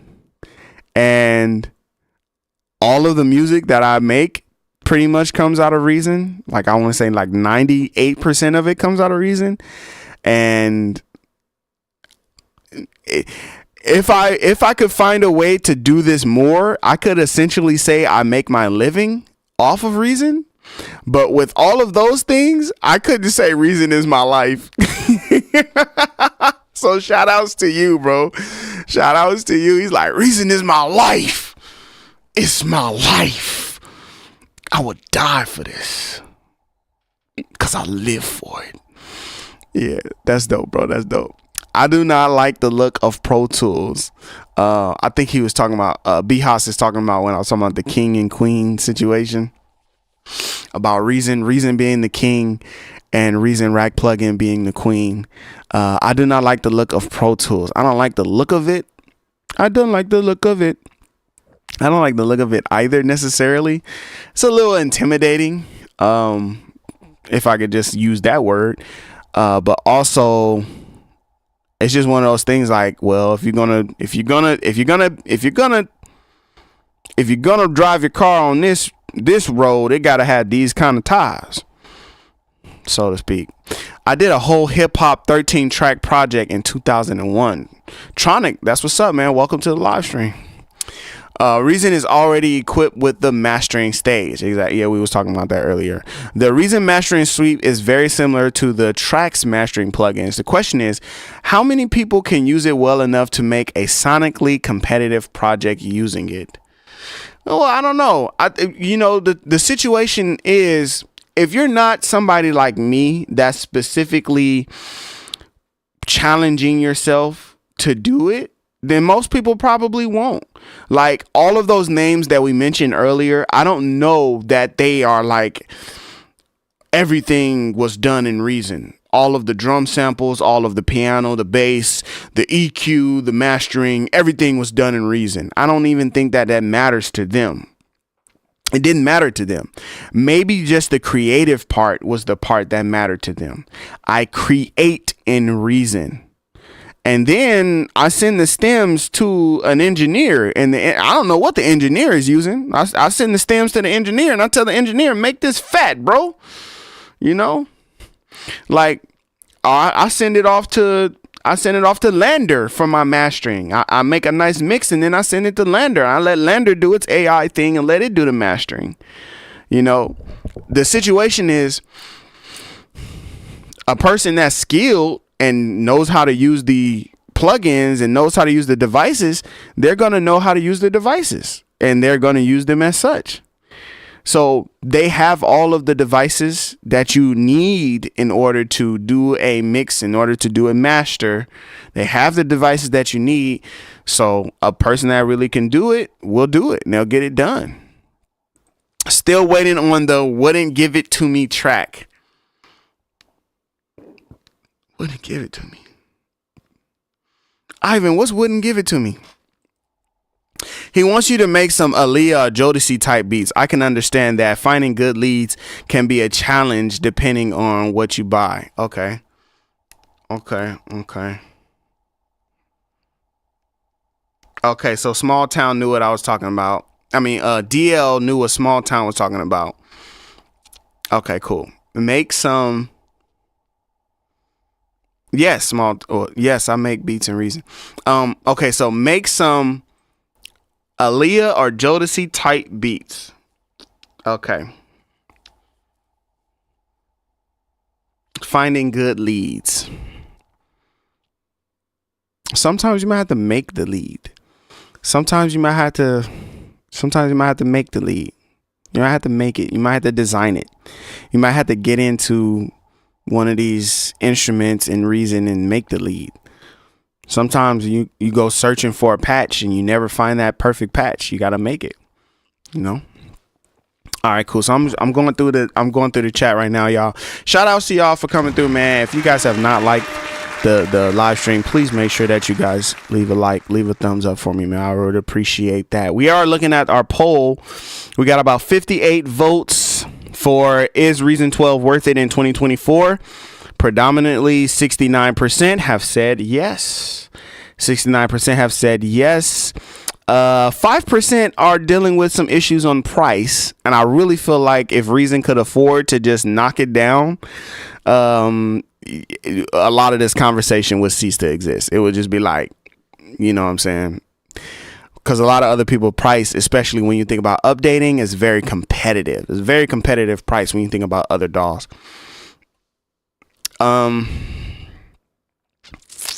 I seen Amazon list the other day. Are you thinking of adding more items or recommendations to that list? Hey, thank you for bringing that up. I appreciate that.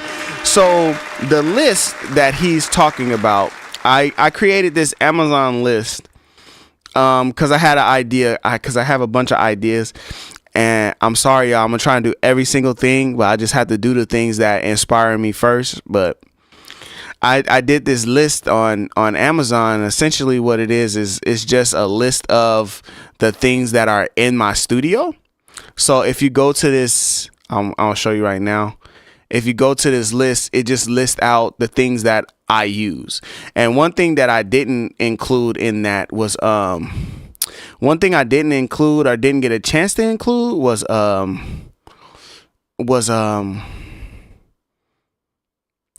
like my computer and my computer specs, like my computer build or whatever. But if you go check out, I'll put the link in the chat. If you check out that link, it shows all of the equipment that I'm using. So my interface, my MIDI keyboard. I still have stuff to add, like I can add the Stream Deck, I can add my light that I use, but I put the monitors up, the MIDI controllers up, the headphones. It's just my studio. So, you know, and it's one of those things, like, you know, check it out if you're looking for any of the information. And I'll be adding on to it and creating another list to basically say, here's all the dream things. So like I have like a dream desk that I really want because I want it to look and feel like an actual studio. So I have like a dream desk that I want to put in here. I have like a dream chair that I want to use. I have a dream keyboard that I want to get. Like I have all of that different type stuff. So thank you for asking about that, CK. I will be adding more things and I will be looking for recommendations. So just like right now, the Nectar Panorama P4 was one of the recommendations that came up. So I'll be looking for other recommendations, and that's definitely something I would want to look at. I wish I could find one. Like, I don't think I ever seen one in a Guitar Center, but maybe a Sam Ash, or maybe I could find one somewhere where I can go in and really like use it and touch it, you know, because that's important to me. But yeah, I'm definitely looking for other suggestions. If you have other suggestions, please be sure to, you know what I'm saying, drop them in the chat and stuff, you know. That's dope. I can see you put in the tracks over there, or EQs. Just got Lowe's or Home Depot for lights. I'm cheap. Oh, just go to Lowe's. Yeah, I mean, I got a studio light. I want to do some more lighting. I got like a 100 LED light like kit that I was supposed to be putting in the room somewhere, and I just never did it. 803, what up, man? Welcome to the live stream. How do you feel about hardware equipment? Hardware equipment, probably the biggest thing that I would want is like a mixer. So a while back, I got a new mixer for my church for our audio for our live stream there. So we got the Behringer X32. And I also know that Jan Hunter Jr. uses a Behringer X32 for his interface, essentially. And I just like that it has the motorized faders, and I like that it has so many inputs and outputs. You essentially can do like 16 microphones, 16 outputs, and then like so many variations after that. So on the side of like the physical things, like that would be dream, like, right, to have something like that in the studio. But also I know that Kenny McEastland, he has some gear in his studio that I really liked that's similar, where and it's modular. You can attach multiple of them together. So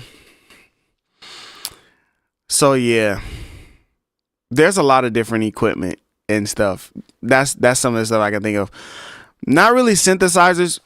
The thing about having like a synthesizer or like a rack module is you gotta have the ins and outs and you got to have enough ins and outs on your interface. So right now I have the Scarlett 2i2. That Scarlett 2i2 only has 2 inputs, so can't do a whole lot of stuff with that, right?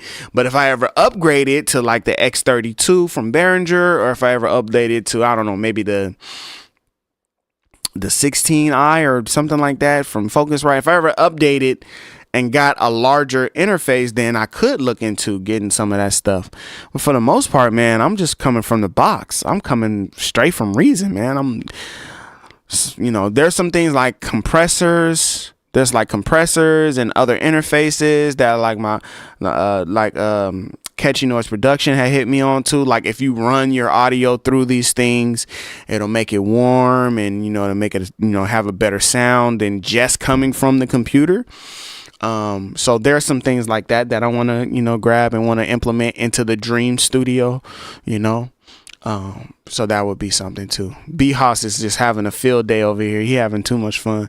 Just get a 32-inch monitor for your computer. It's $85 at Best Buy. Or you could do what I did, and you could just take the monitor from your wife, because this monitor. That monitor was my wife. So as long as if you just take the monitor, then there you go, you got your monitor. It was free. Blaze FM says it's an app in beta, but it's for Ableton. The app is called Layers. I think this is from when I was talking about the whole Instagram Reels and YouTube Shorts videos inside of app Layers for Ableton. I gotta check that out.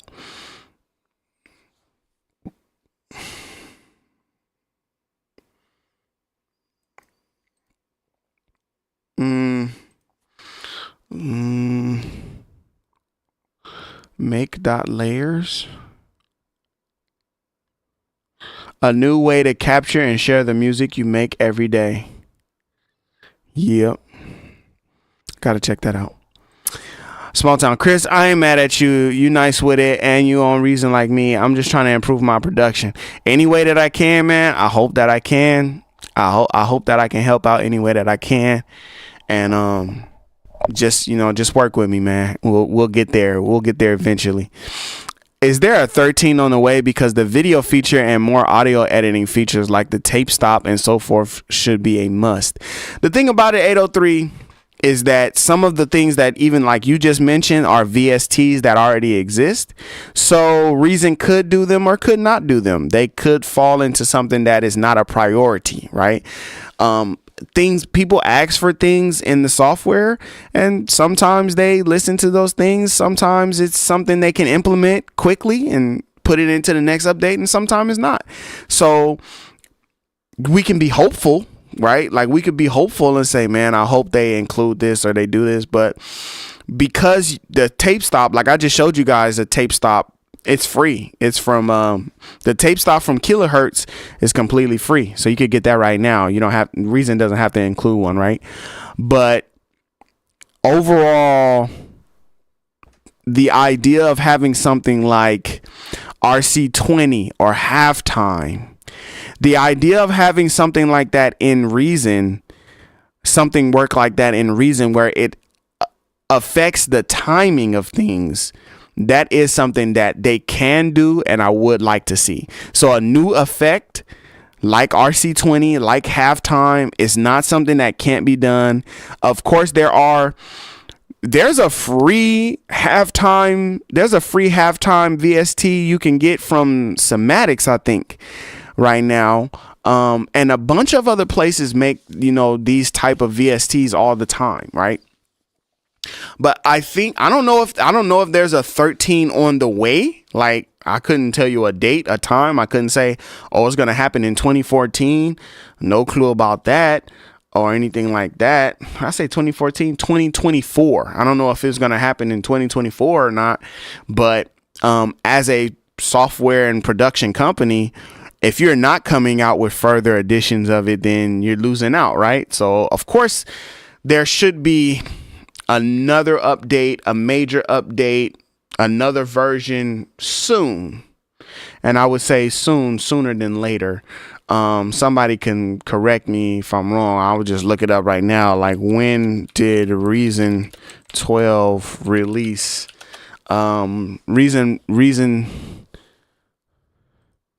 12 came out 2021. So Reason 12 came out 2021 September 1st, which means it's been 3 years, right? It's been 3 years of just Reason 12. And if you look at the iterations and the number, I mean, FL Studio is on like 20 something now. And different DAWs are just at different times and different numbers. So they could be taking it slower than other people. So I would say we're definitely going to get another version before the 5-year mark, and maybe a major update by the end of this year. And that has nothing. I have no insight. No one has told me anything. I wish that I could say I was that guy for you guys.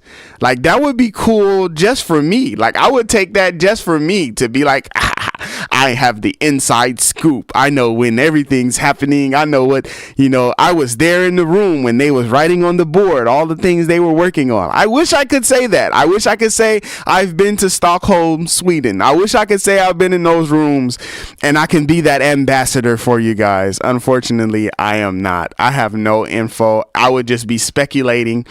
Just like this whole video is just speculation, essentially. That was the first thing I had in my mind was Reason 12 in 2024. Like, I probably would have had twice as many people. I probably would have twice as many people in here if instead of putting Reason 12, I put Reason 13. Like, imagine if I put Reason 13 in 2024, question mark, question mark, question mark. It probably would have been like 500 people in here. Oh, what?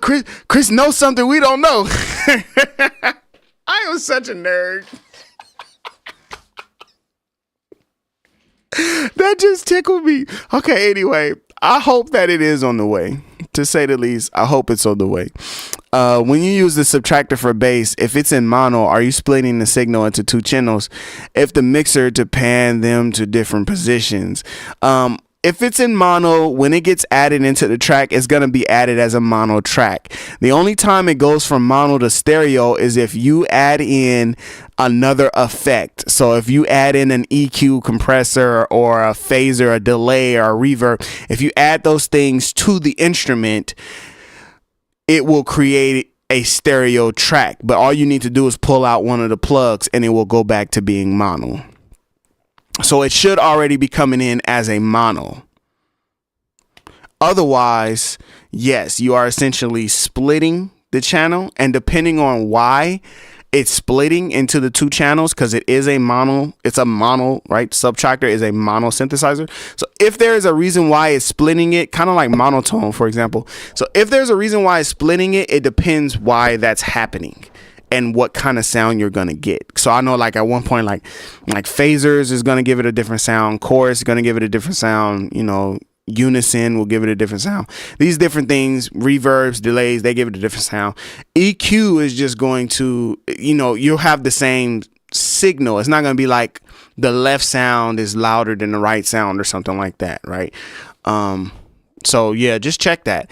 And I will say this, as we were talking about, mixing and clarity and music and everything like that, I will say this. Mono does matter. Mono does matter. Take your time. Make your tracks mono. It will matter. It will make a difference.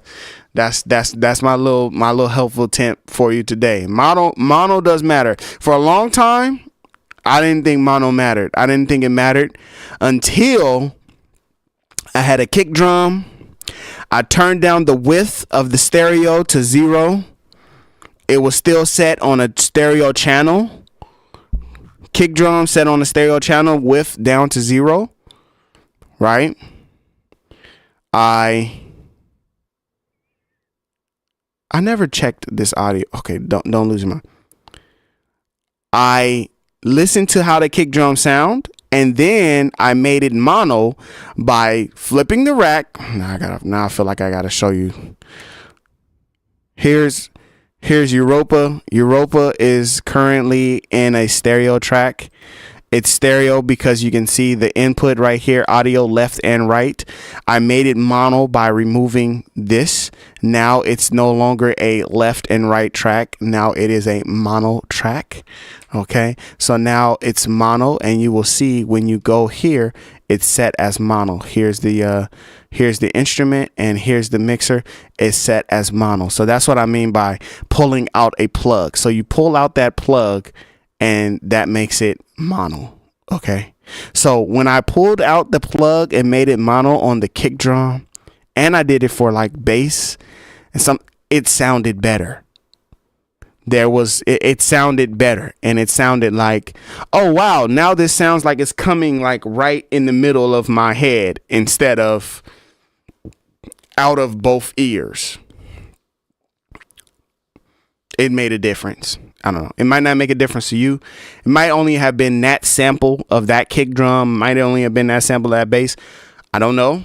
But I know that ever since I did it, I've been doing it ever since then, and I'm liking the results. So take with that what you will.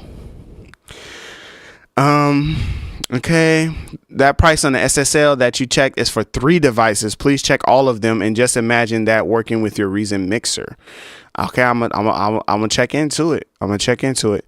Ivan says it's semi-weighted keys, and it's a beauty.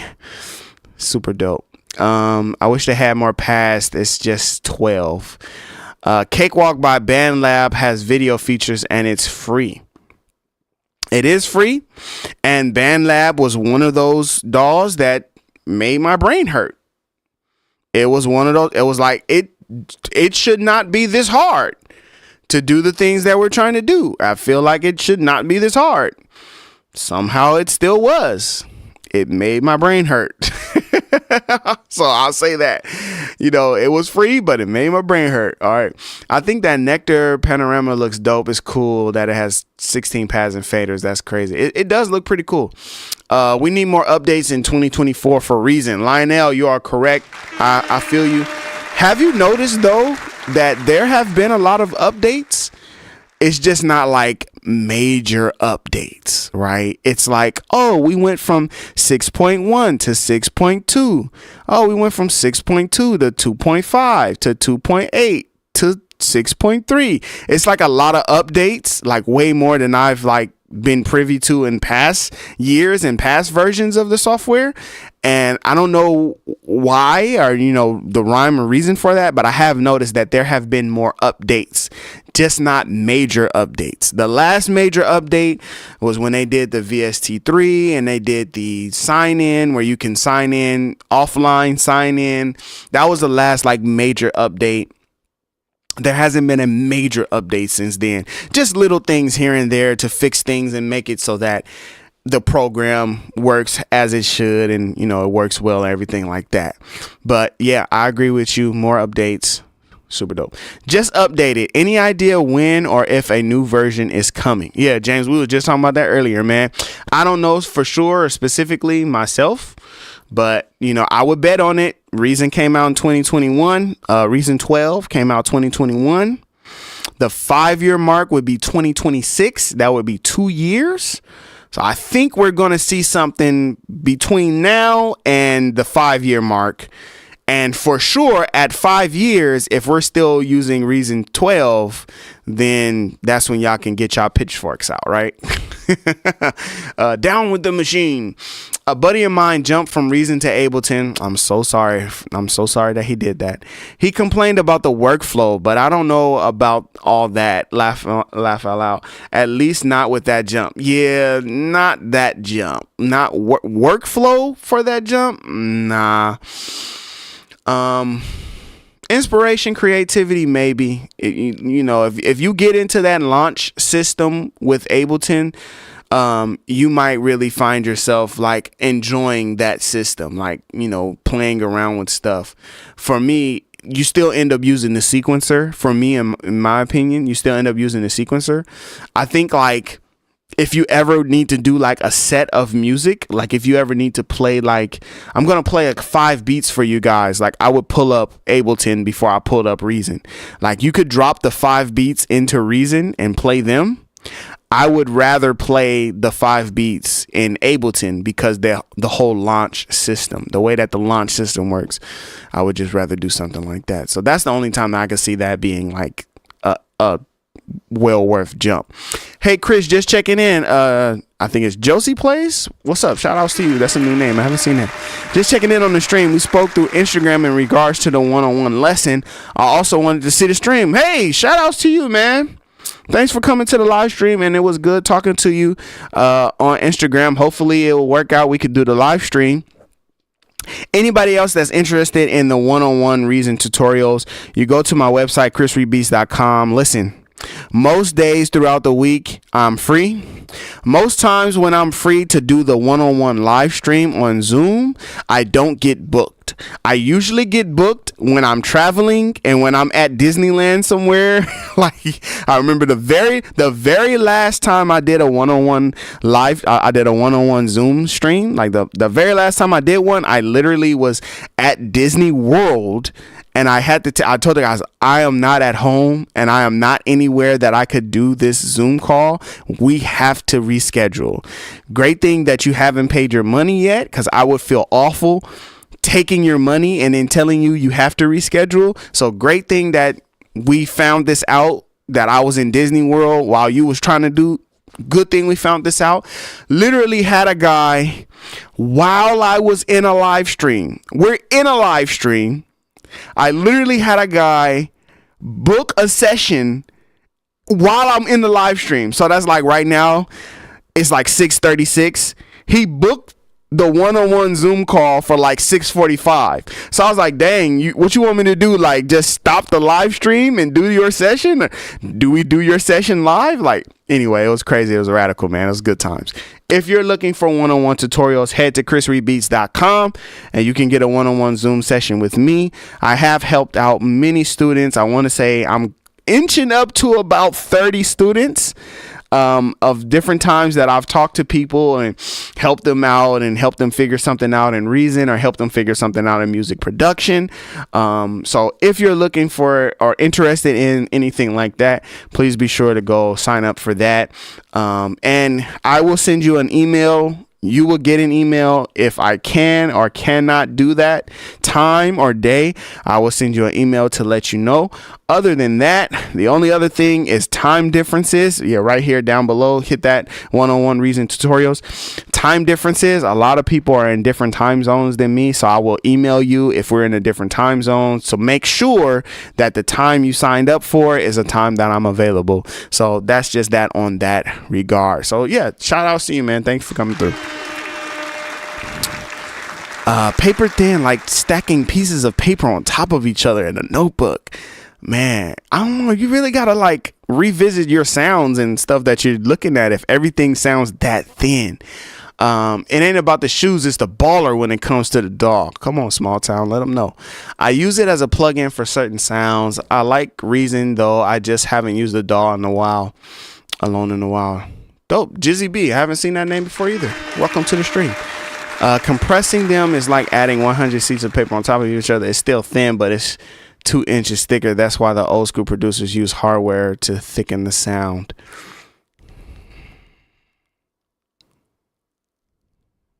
Yeah, this is the thing. We talked about that earlier, DL. We talked about that earlier. It's the EQ. It's more EQ than compression. I will say that. When you're talking thin and thick, it's more EQ than it is compression. Compression sounds like it will do the thing that, no, but it's really EQ that's going to do the thing. I saw you talking about my favorite R&B group ever, Jodeci. What you know about Jodeci, your boy Chris Reed,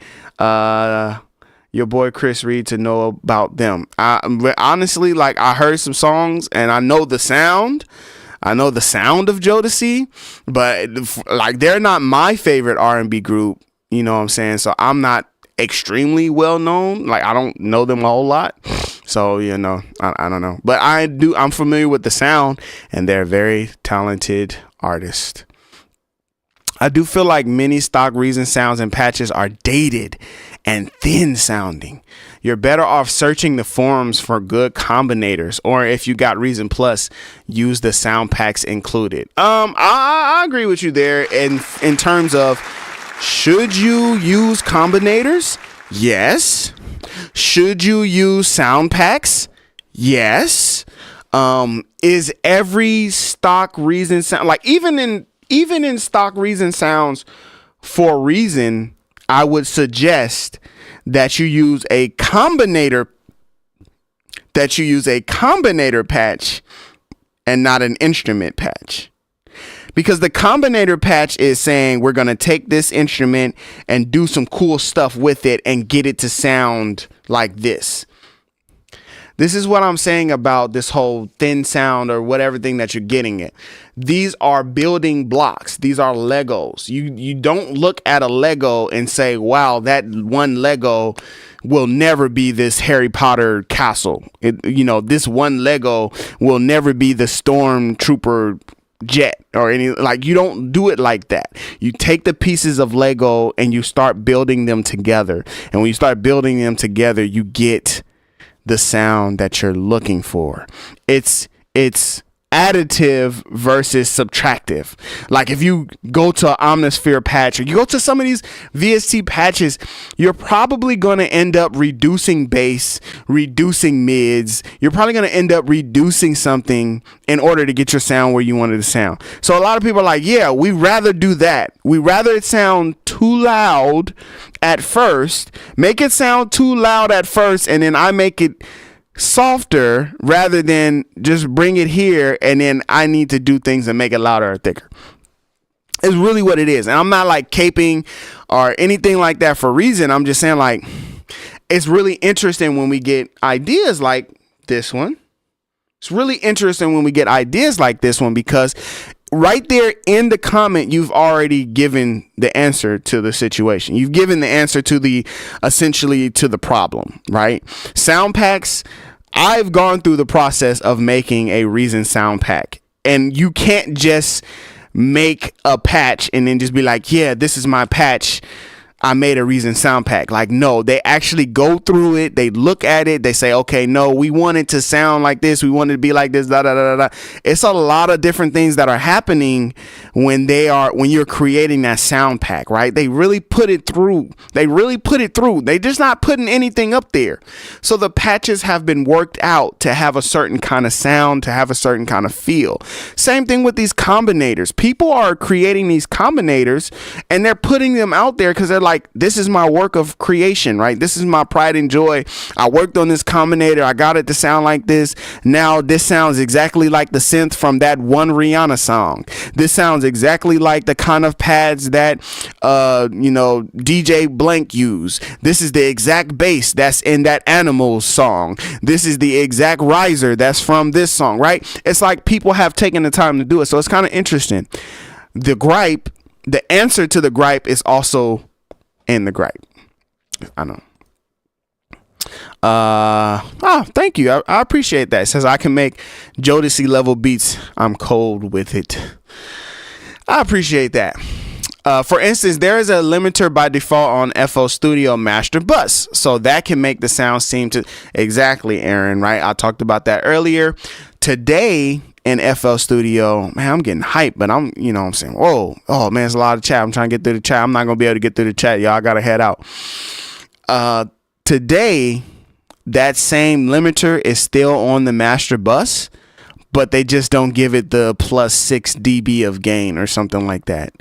In previous versions of FL Studio, they used to put like plus 6D gain on that limiter, right? They used to put it on that limiter automatically. So a lot of people notice, hey, the sound sounds louder or thinner or whatever. And you got to think about that too. Like, okay, if you have a limiter on a master bus and it's squashing the sound, and you're turning the sound up louder, and it already has a 6 plus dB gain, not only is it going to sound louder, but it also has this squashed feeling. So every time it hits the ceiling of the limiter, right, it's ducking it a little. Yes, that's going to create this vacuum of sound that you're not going to be able to accomplish without using that. But it's the whole thing about it is when you say, this version of FL sounds better than that version, therefore don't update. It was so crazy. FL had to come out with a whole video to talk about it, right? FL had to have a whole video to talk about this whole theory about why this version sounds better or worse than that version. Listen, guys, it's been wonderful, man. I feel bad. I have Bible class tonight. I'm looking over here. I'm looking at the chats. This right here, I wish there was something. I wish there was something I could do where y'all could just continue to have this conversation if y'all so choose. And like, I just like play some beats in the background or something, like, cause honestly, never seen this many. Just shout out to y'all, man. Haven't seen this many people on the live stream hanging out with your boy. And then I also had to dip out. I hate that part about things, but I do appreciate y'all coming through to the live stream to hang out and talk, man.